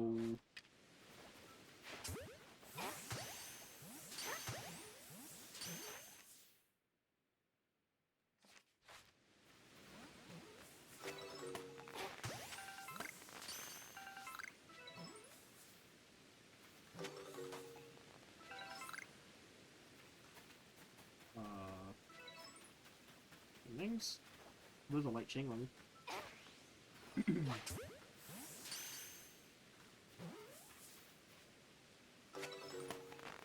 And they're gone. Oh, we got 2 light Chinglings though. Okay. So, like, it was decent enough.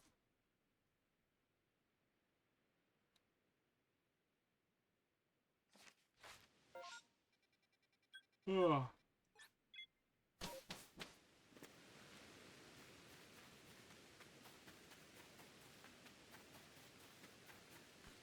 Let's just start going for normal Chimechos.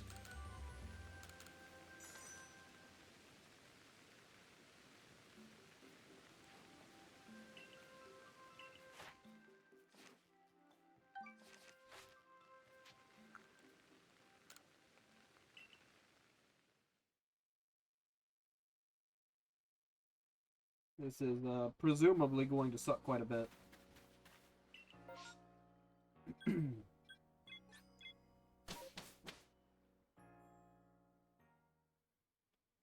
But we will go for it nonetheless.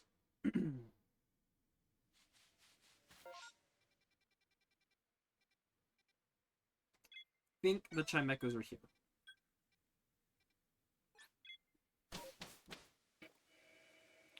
I could be incorrect on that. There could be a better spot. I don't honestly know. I just do know that there's Chinglings here, and I think that means the Chimechos can also spawn. Yeah, there we go. In fact, it might be more Chimechos than Chinglings, I'm not sure.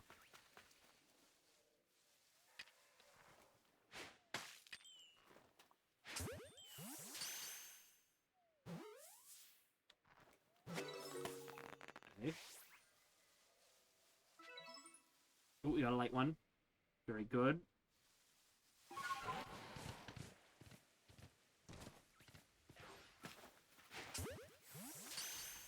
No.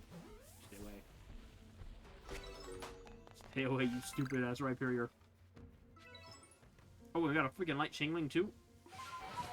Oh, yeah.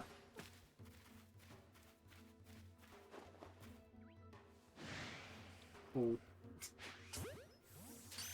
No, Mr. Rhydon, I need you to not, please.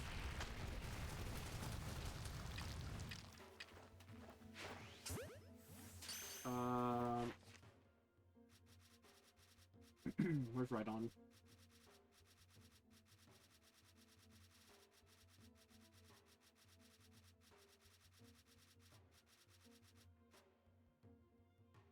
Field of Water moves, defeat. We need to catch some. Okay.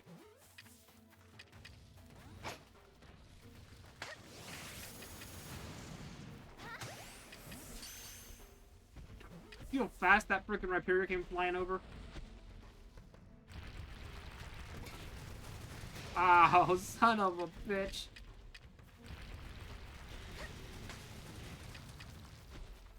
Get involved. Oh, did the Chimecho flee after it made the noise?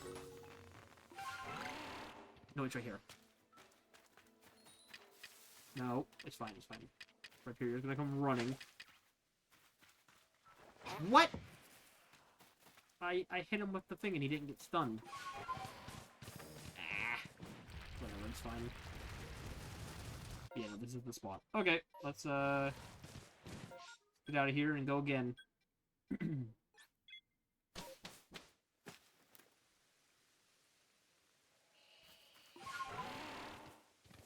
And you know what, because why not? Let's go check this again, Mega Outbreak. It's like right over here. No shinies? Okay. I'm not gonna go through the whole thing, but... I don't need Yamega. We already have Yamega done, right? Oh, I do still... Wait, hold on.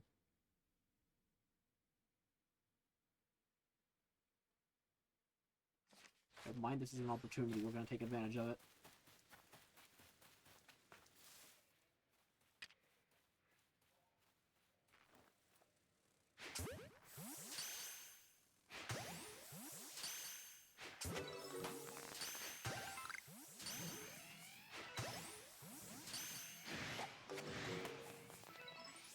Got a few without being seen.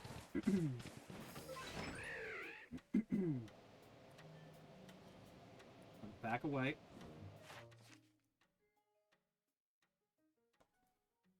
Come back in.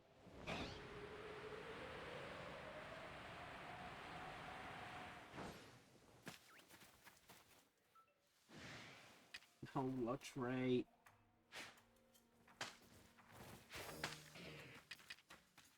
Just getting the ball so leave me alone.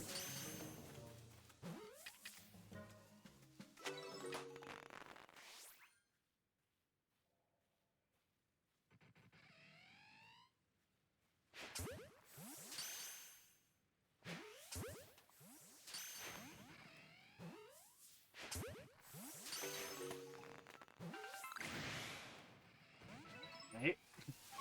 Pop again. It's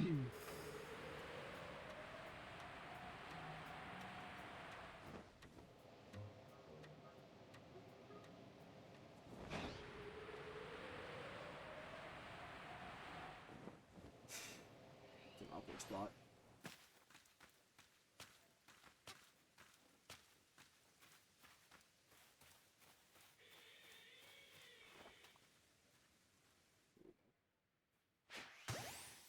Okay, got it.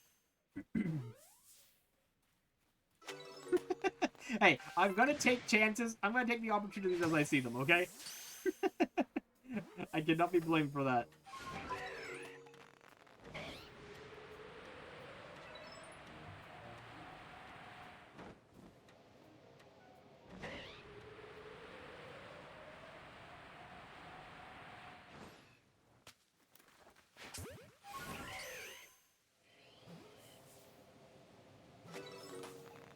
Okay.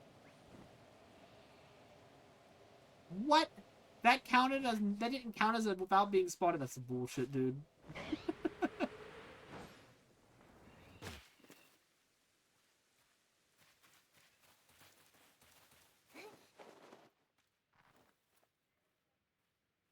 Around. Really?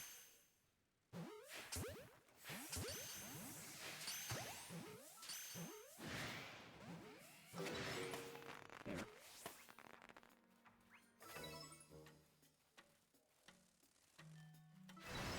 Yep, that counted. Okay. 2 more catches. Let's just old-fashioned way now.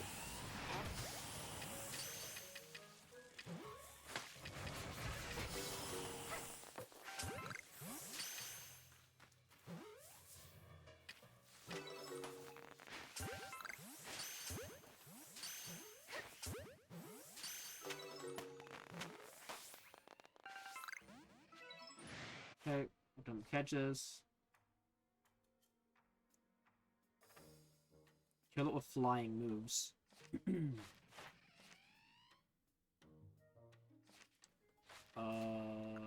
I have flying moves, you barely? No, but I think I can get you every moves. I can.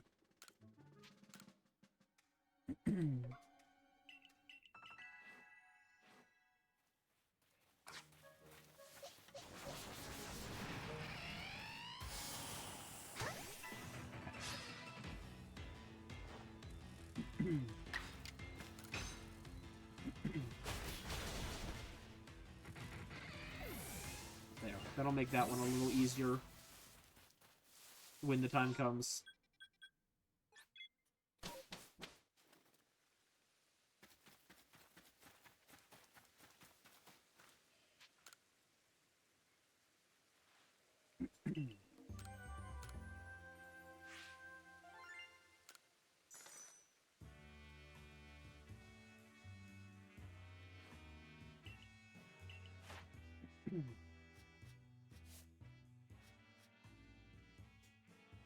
We're making decent progress on Shameko, though.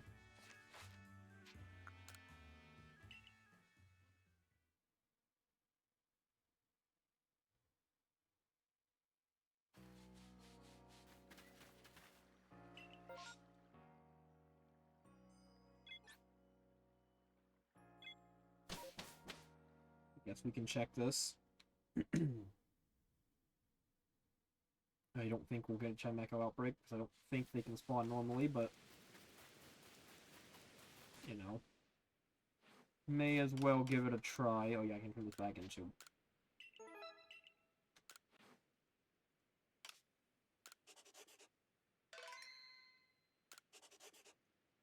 I thought we did that twice. Okay.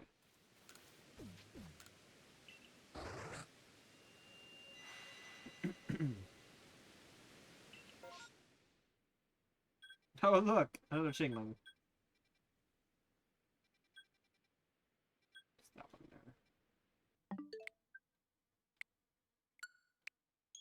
there.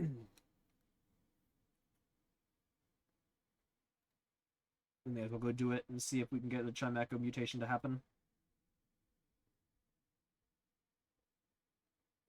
Okay, yeah, so... Interesting. Looks like I used to report Nintendo Music when it happened on Mondays. They've swapped it. It now does Thursdays because we just had a Nintendo Music drop. And it's a freaking good one, too. It's freaking, Legends of Zelda Link Between Worlds. Hell yeah. That's actually a very solid one.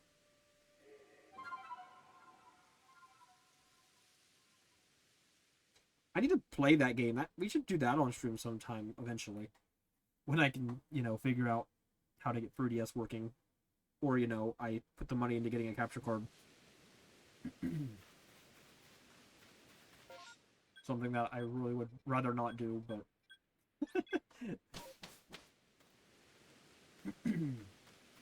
we'll probably do at some point. I need to get a different 3DS is the problem. I've only got one new 3DS, so I don't want to put a capture card in it. On the off chance that, you know, anything goes wrong.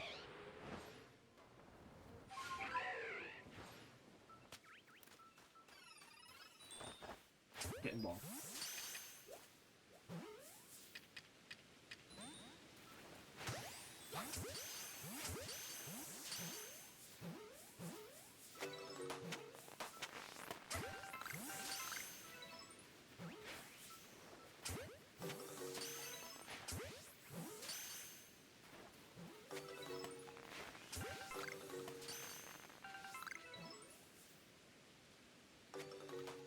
And okay. So no. No outbreak mutation. Did I get anything for Chimecho there? Probably not. Wait, I got a light one. Never mind. Awesome. Oh, and we also already one light Chingling away from finishing that. So that's pretty cool. Because we need 2 more light Chimechos, kill the alpha or catch the alpha 2 times, and then knock out 15 Chimechos. Okay, that's doable.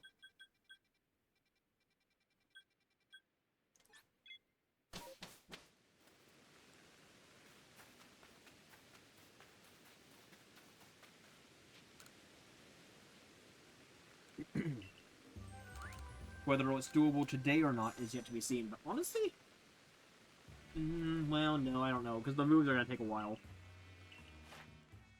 It's just a matter of how quick can we get through everything that's not moves.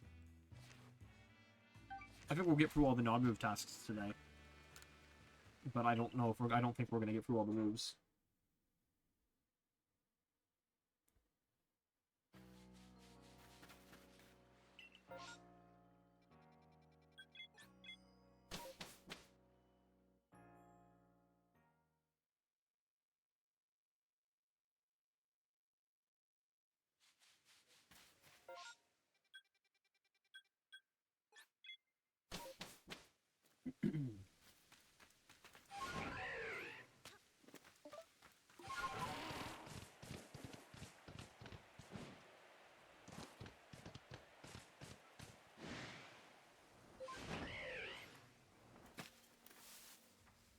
One more light Chingling.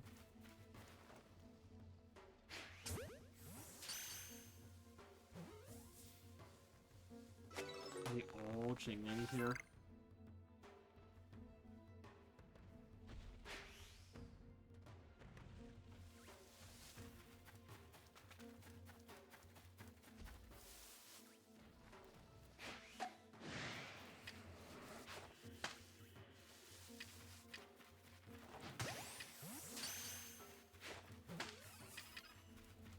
Ah, shit.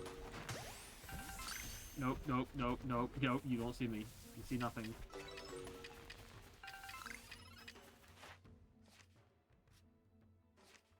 Okay, not there yet. Get the ball.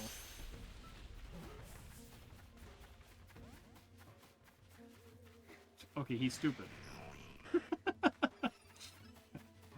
He was right in front of me, and he even, like, acted like he was aggro, and then he just stood there and did nothing. Oh, wait, they respawned. We hit a spawn window. Oh, yeah.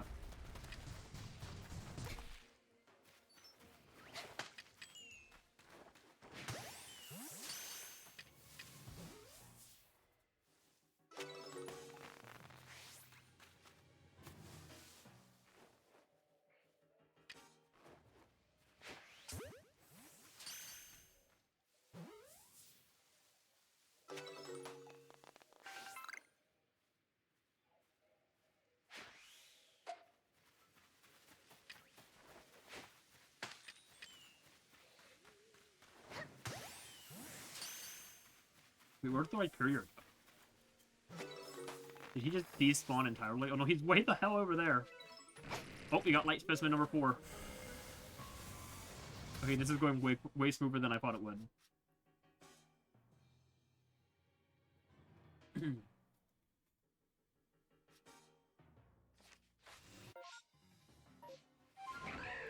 get out of here.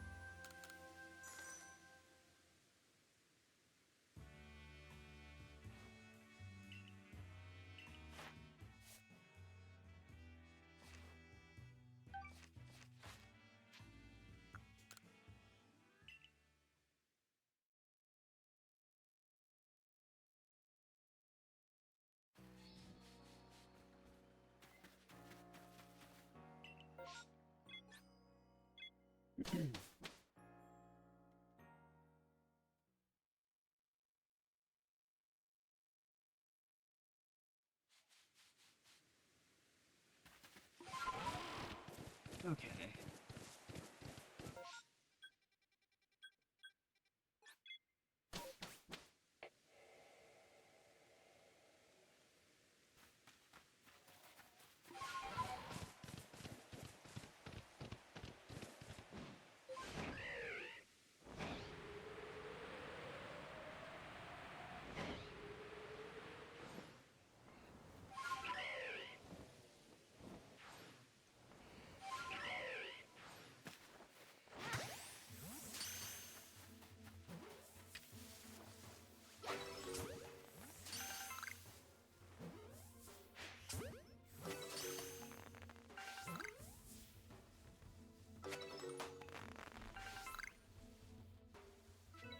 Hell yeah. Our 15th Chimecha was also light. So we were done with catches. We didn't even have to catch any extras. Look at that. And we just gotta go catch the alpha a couple times and then catch them 15 more times.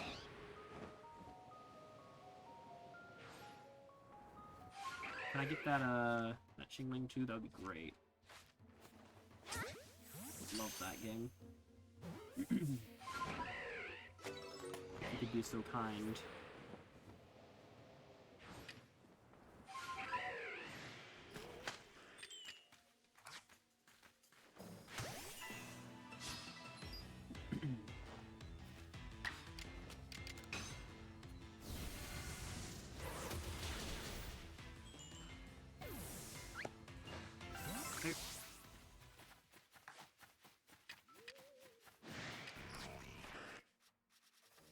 Team Hunter kills.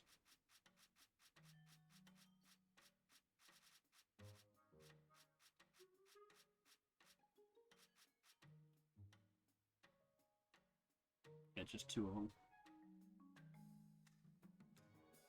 Wait, he can scare off with a scatterbang?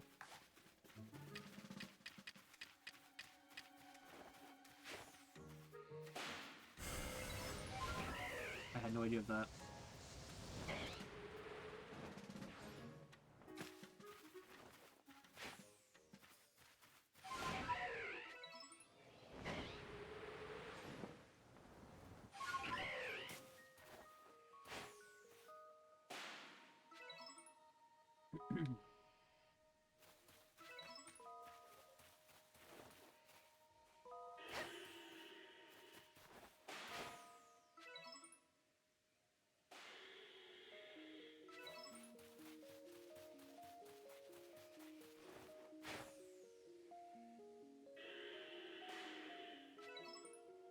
Yeah, that was easy. I don't know how I'd never done it before.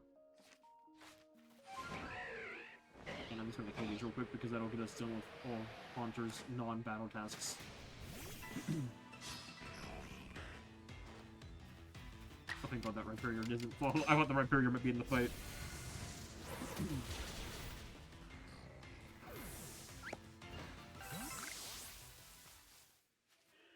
Oh, and looky here, if these things respawn again. Hello. Ah, crap. Don't flee, don't flee, don't flee, don't flee. No, damn it.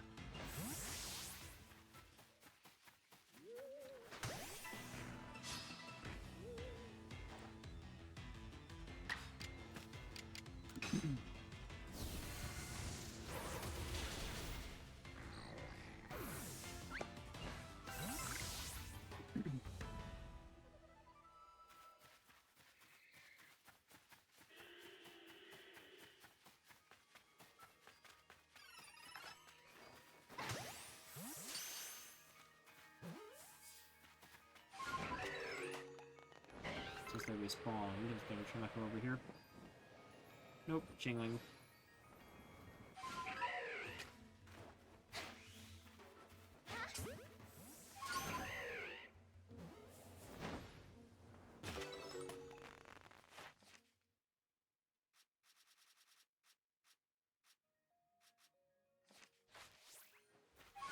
Come on, give me the last light Xingling so I can be able to catch these things too.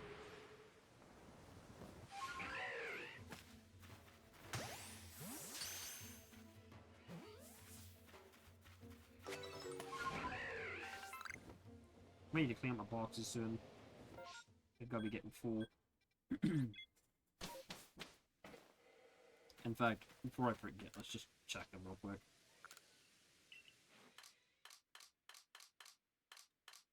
Oh, good lord, yes.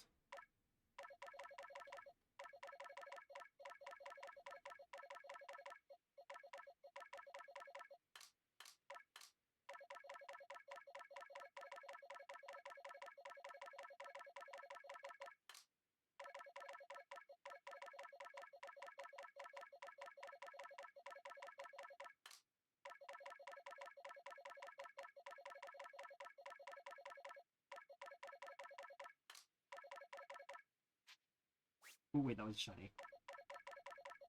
No, I'll throw that one away. Thank you, Pop-Up, for saving me from releasing that shiny, because I didn't even see it. There's another shiny.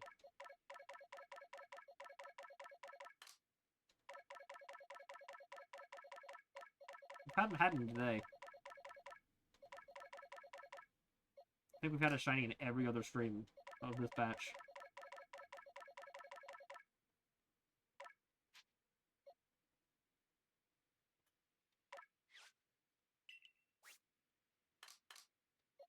Right, let's move these shinies into the proper boxes.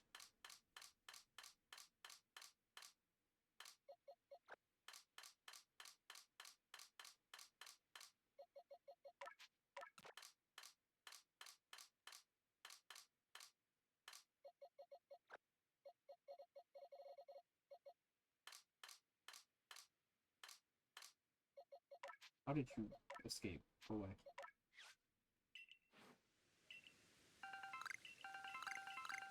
Okay, all that. And let's reset the area.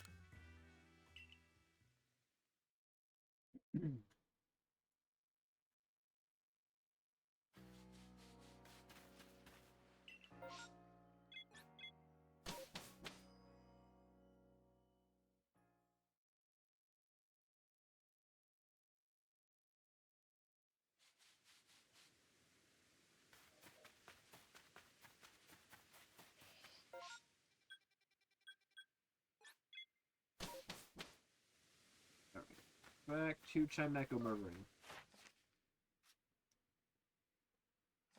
Still got quite a few more of those.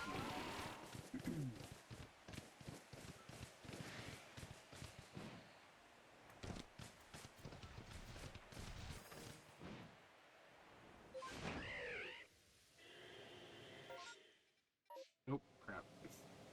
I almost went right past him.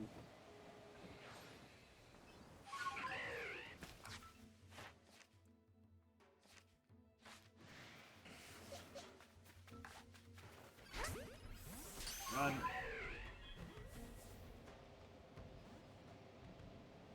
Damn it, Chingling. Expected Alpha Chingling. That's not a light Chingling.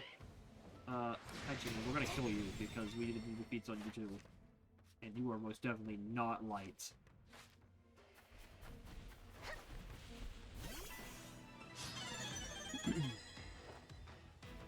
Oh my god! Where the hell did you come from?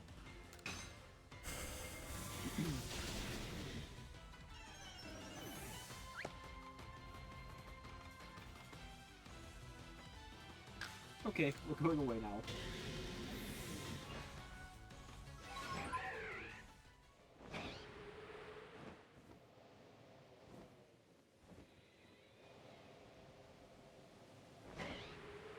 Echo.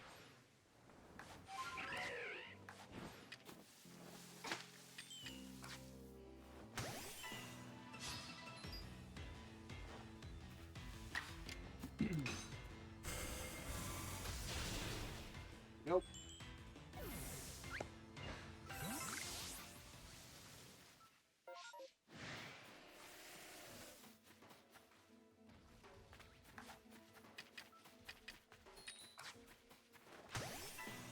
As long as we can do that, it doesn't matter if they chime it, because it actually will let us get back strikes without using our power-throwing items.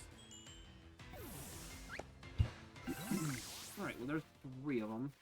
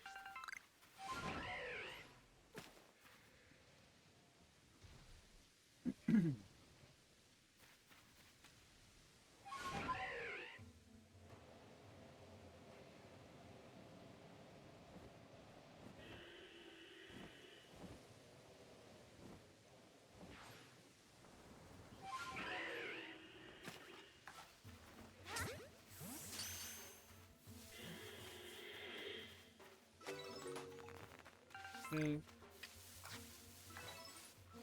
Oh, there's a light one. Perfect. Now we can kill them. You know, it's really sweet. So we may as well get these out of the way while we're here.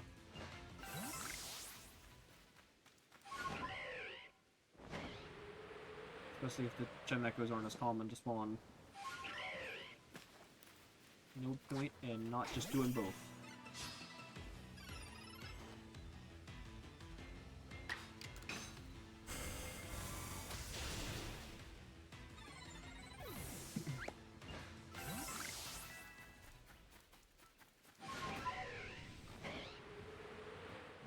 Speaking of which, see me, chime, get in the back.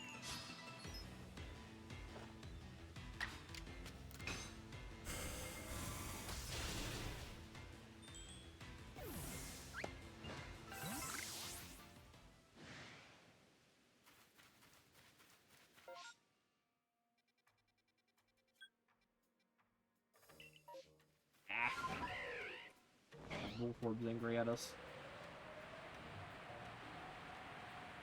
There we go.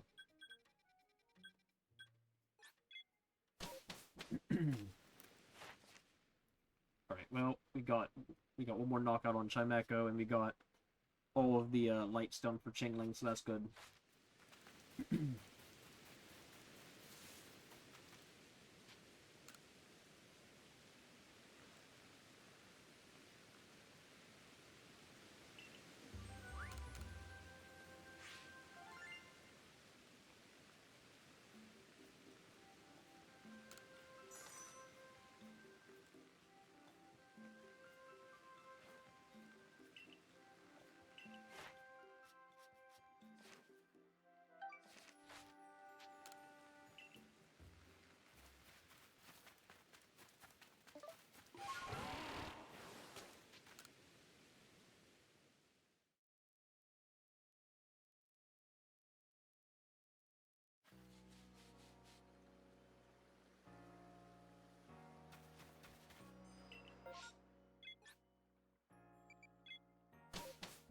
A penny outbreak. Don't think we need that for anything. But I'm gonna double check it. I don't think you need catching these as much, do you? Oh yeah, which is yeah, okay.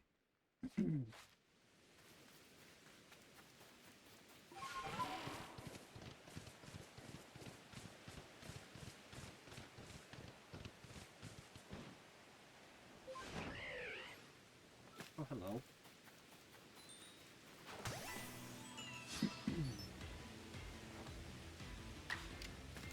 That's quick. Nice fast chime echo there.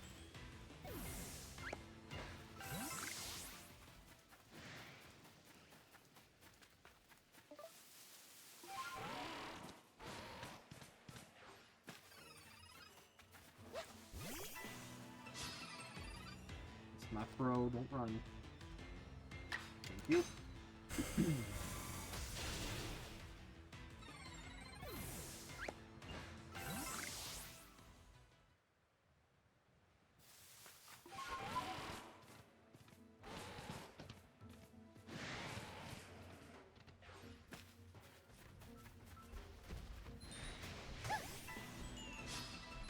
That one.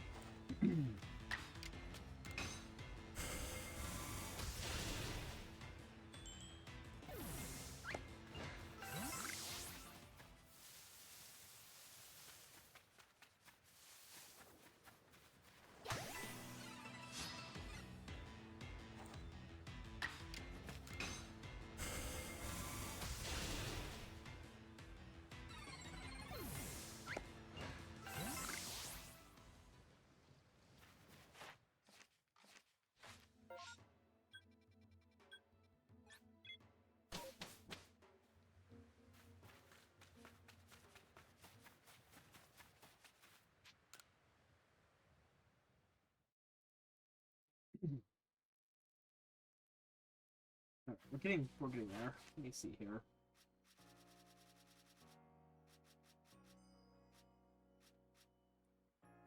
Yeah, we're at 6 out of 15. Hit 6 out of 15, both of them actually, okay.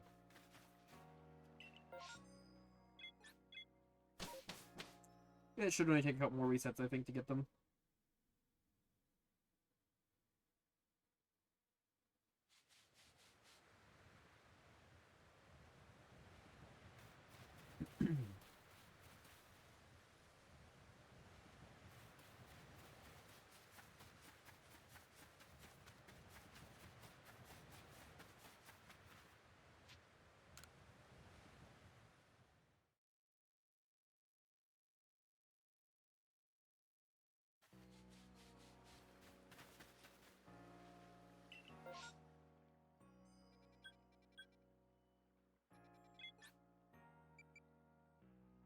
Nah. I think we're gonna skip massive enough this time. I think what we're doing is probably faster than trying to track down the Chinglings, the couple Trinecos I can get out of this.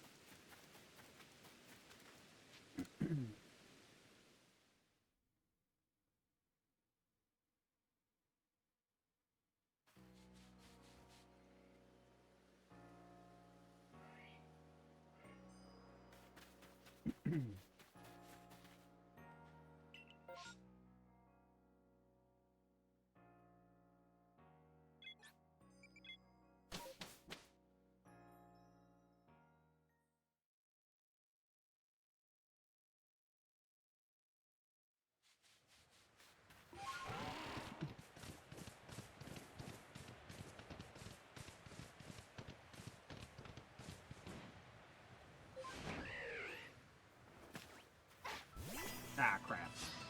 It spun around. Don't do it, don't do it, don't do it, don't do it, don't do it. Okay, do it.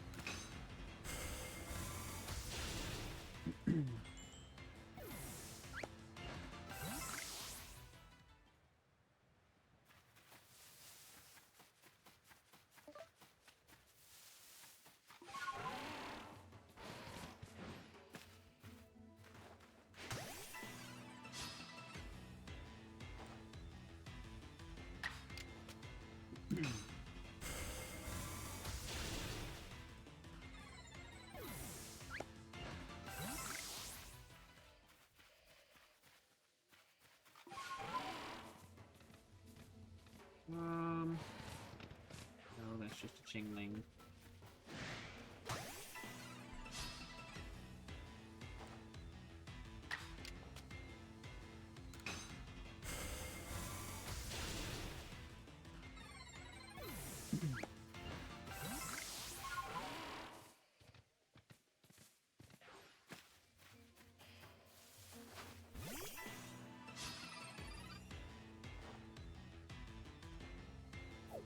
Yeah, that one ran, that's fine.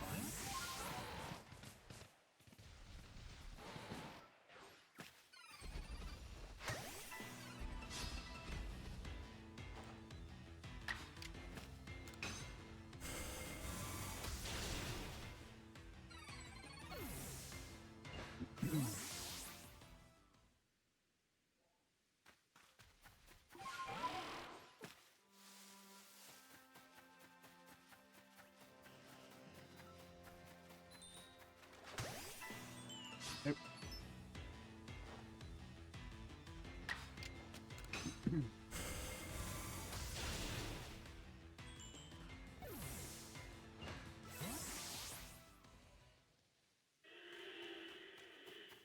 Well, 8 out of 10. I think that's all for this run. Alright, head back.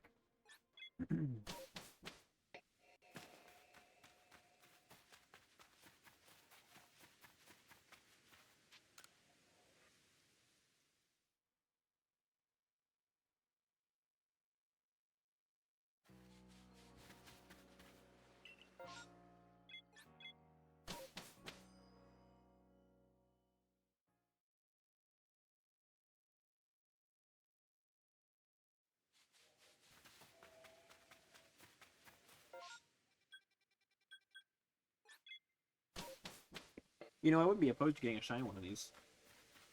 Or, you know, maybe getting that Rhyperior to shine. Because it is done. We do have its tasks done. It's got the boosted rates. It could happen.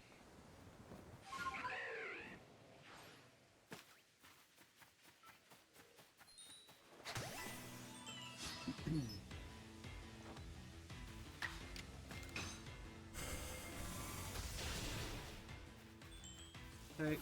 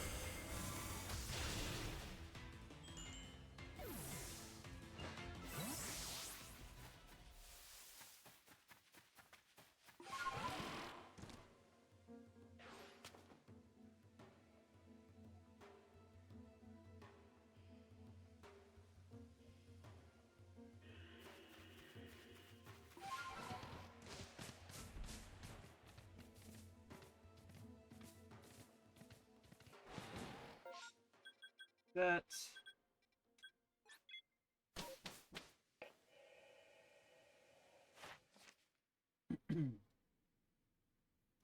Right, 10 out of 15 on there, 12 out of 15 on there. Okay.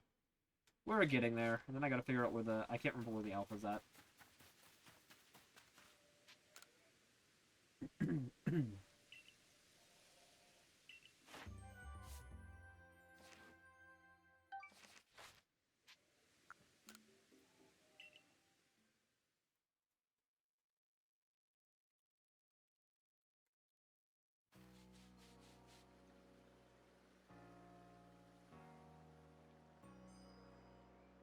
Ah, it's in the islands. Up by the lake.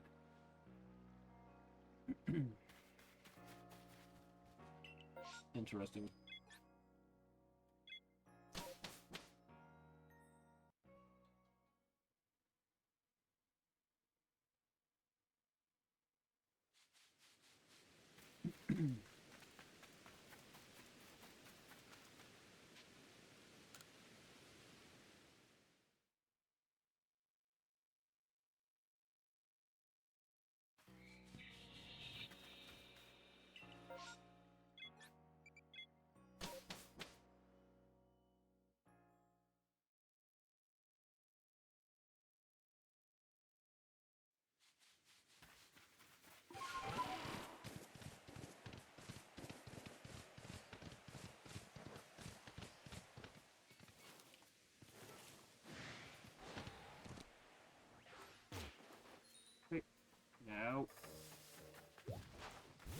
Oh shit! No!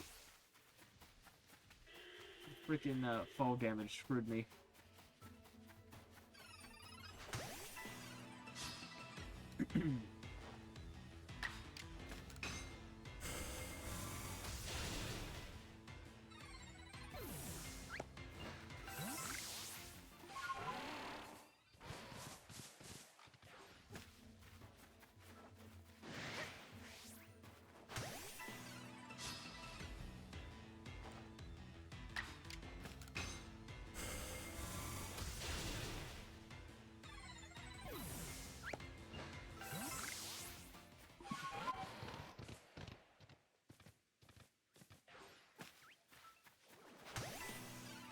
Wait.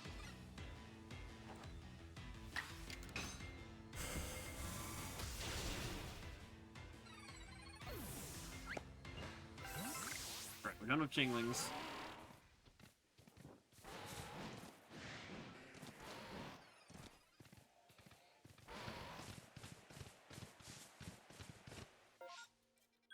Now, when we can get some shot victims.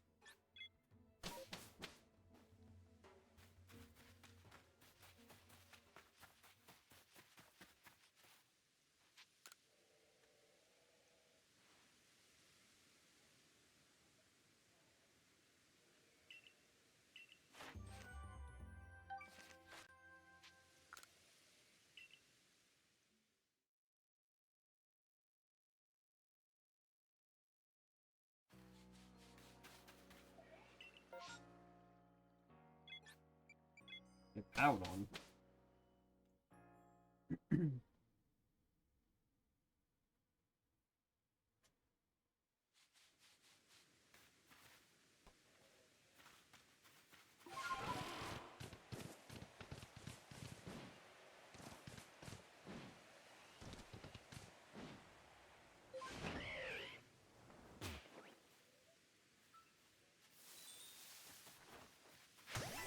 Hey, not that one.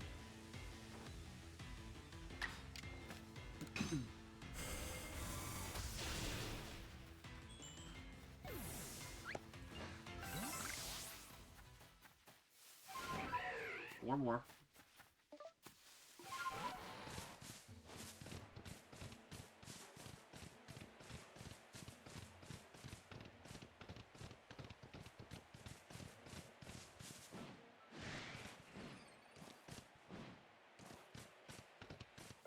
Okay, don't know what we're getting this time. Ah! Something's angry at us.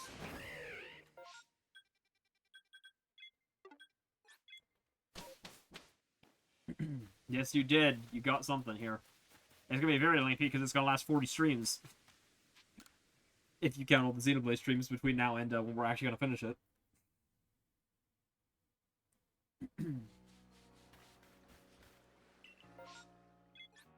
Come on, man.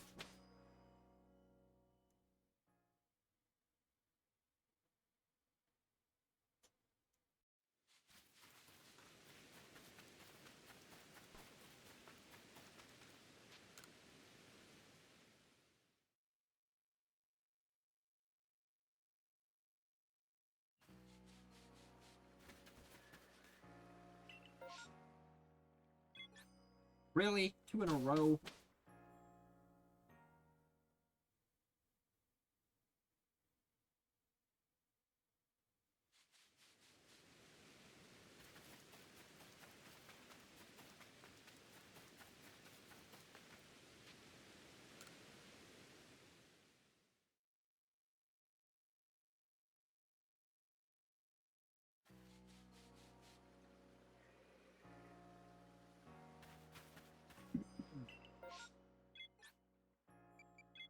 There we go.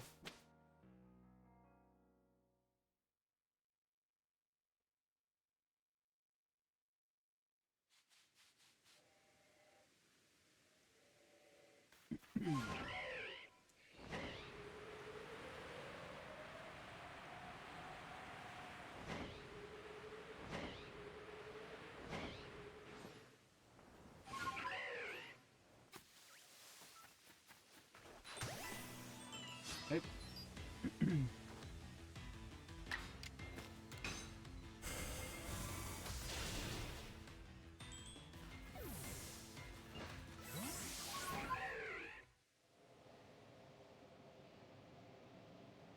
here.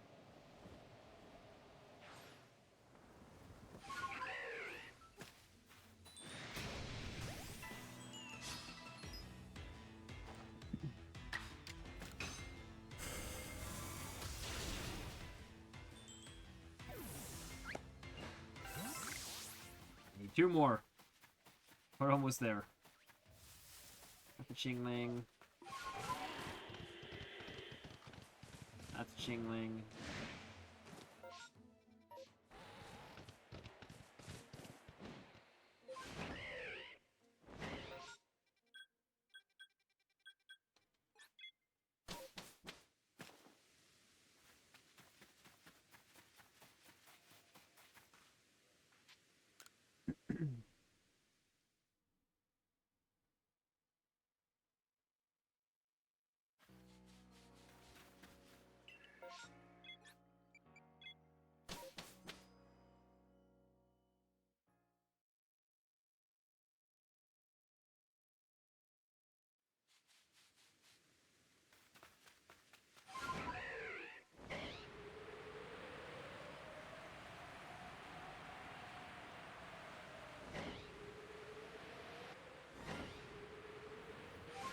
What? Oh, that's so lucky, dude. We needed that. We actually needed that. I only had 1. This is our second one. I'm actually saving for that one. Oh, let's go. Actually, great entry there. We actually needed that for our living decks.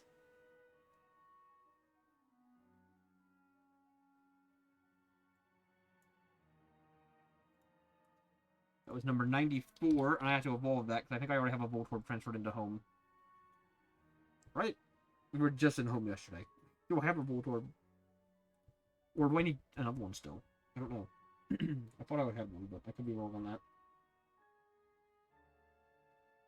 But I know for a fact I need Electrode, so that was a win regardless.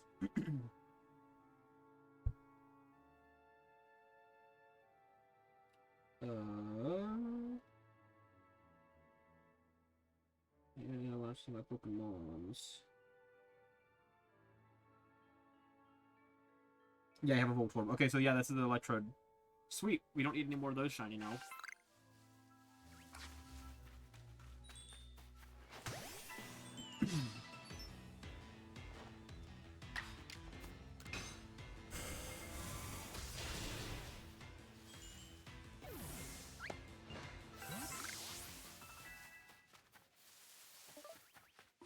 It's just a Leaf Stone for him, right? Oh wait, I don't need to do anything with this. I do believe it's just a Leaf Stone.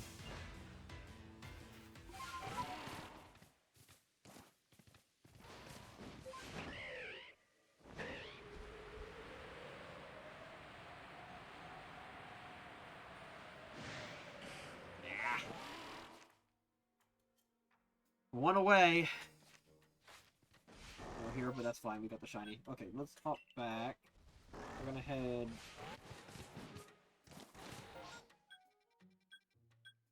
down here, but we're gonna stop real quick and get this Voltorb out because I want to get it evolved.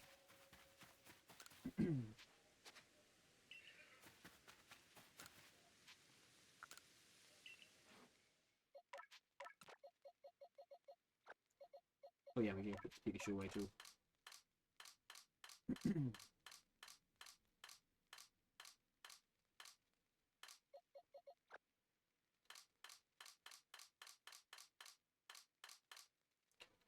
Okay, and then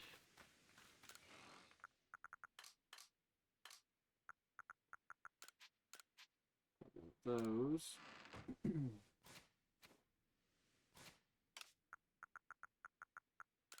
Yep, it was a Leaf Stone. Alright. Sweet! Ooh, gladly take this.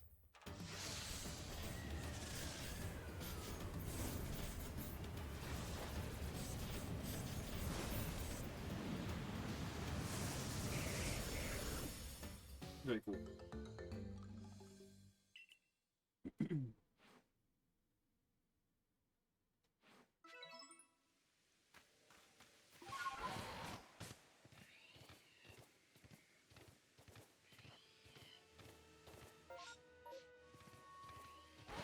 need to put him back in the box so that I can get him into home after the stream.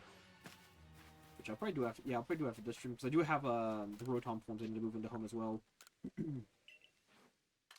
And, you know, technically my 26 unknowns.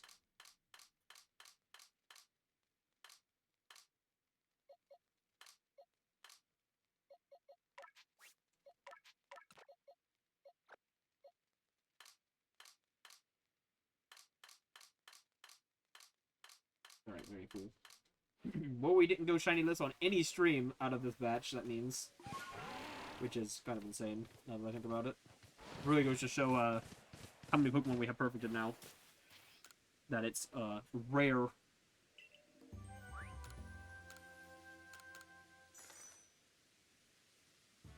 Also, you know, I just realized, we're at 143 perfects. I never added one for Pikachu. There. That would have been annoying to catch later. I'm sure it's already wrong at this point. Let's be real, I probably missed it at some point.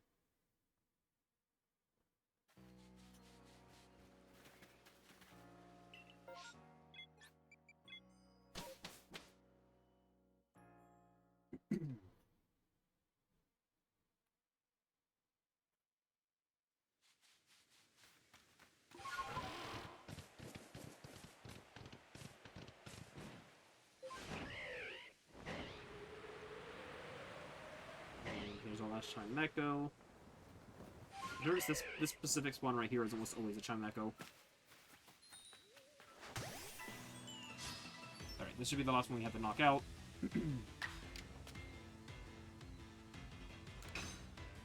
Yeah, it'll be something like that, where we're down to the last few and I'm like, wait a second.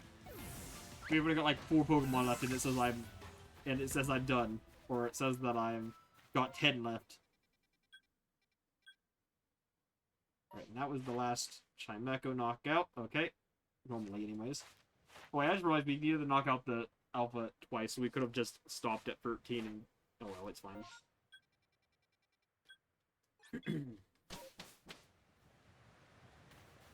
Alright, off to the Icelands to kill that Alpha Chimecho there 2 times, and then we will probably end off for the night after that.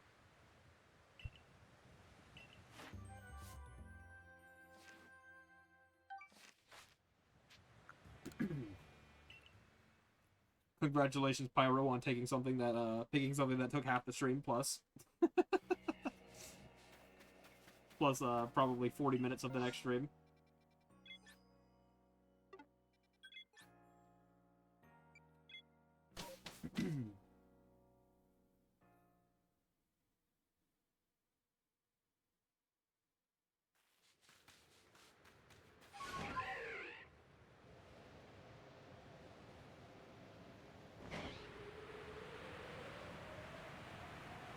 I believe it's at the top of this cliff right here.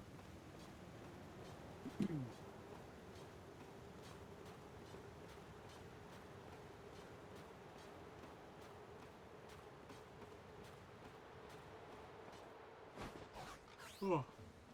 Yep, there you are. Hello, sir.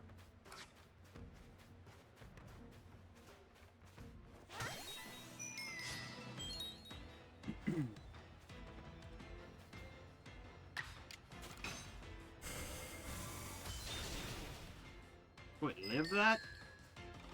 That's surprising.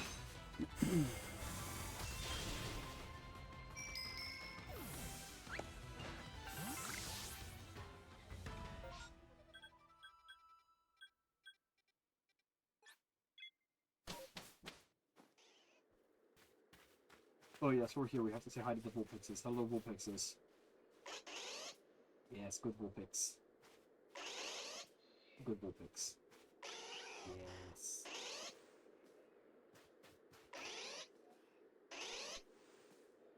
Yes, and then sleepy Vulpix.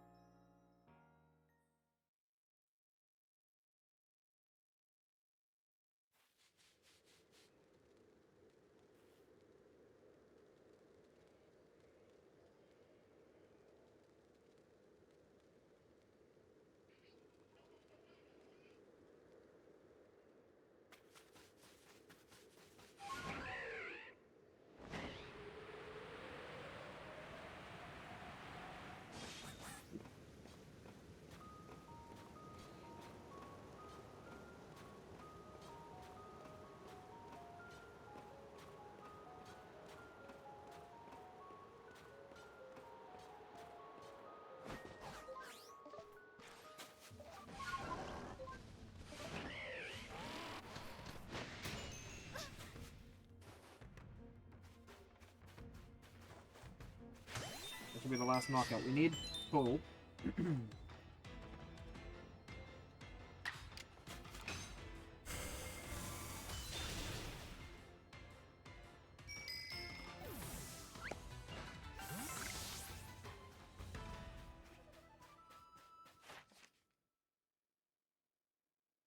Oh. Derp. I thought it was Alpha's defeated. No, it's Alpha's caught. Oh my god. Well. Alright, we're not done yet. I misread it. Oh well.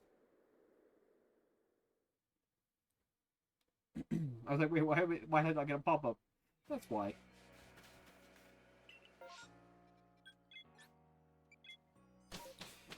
Derpy, derpy, derp.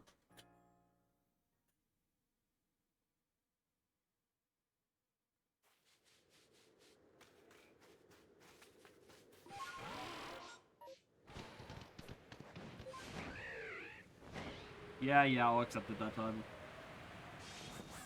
I did a goof.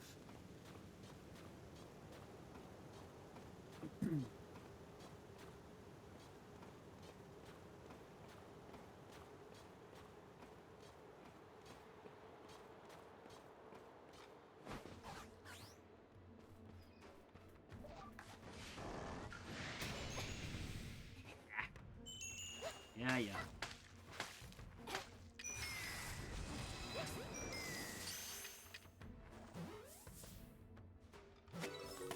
Hey.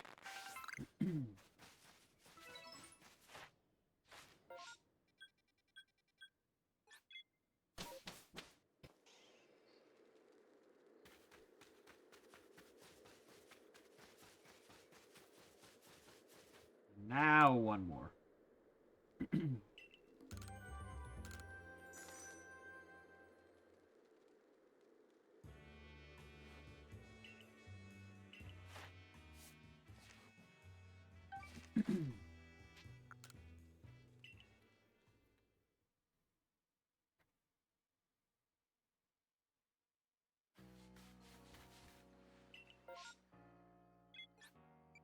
Oh.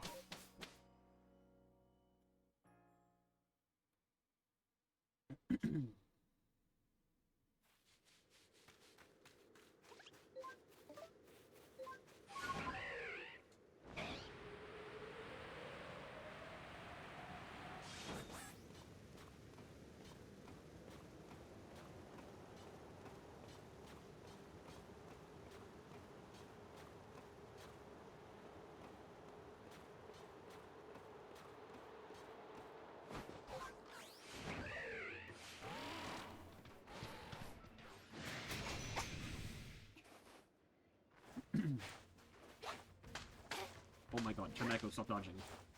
Kaneko, stop moving, what are you doing?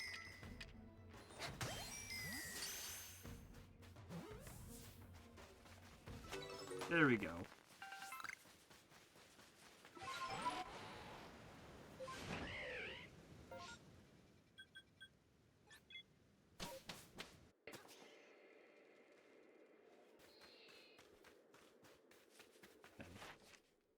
Now we say goodbye to the Vulpixes. Goodbye Vulpix, goodbye Vulpix, goodbye Vulpix. Okay.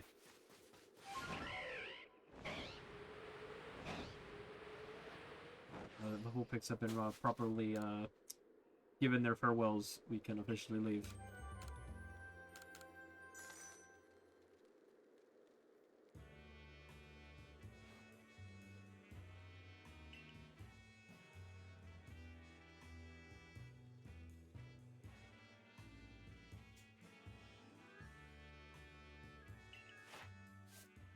Alright,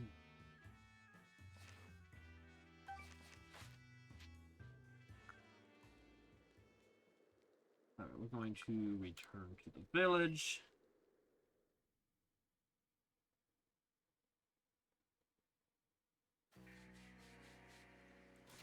And then we are going to save here. And alright, that's going to be it for Legends Arceus for now.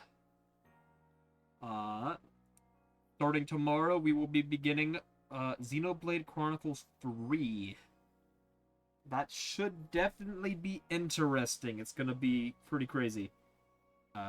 Might be a long stream, might not, we'll see. Depends on where we are and how I'm feeling. But I have a general idea of where I want to get to. And we're going to get there no matter what. So, we'll see. There's also a chance that we get there early and then we keep going. But we'll find out. So, I will see you guys tomorrow. And have a good night, alright? I'll see you then.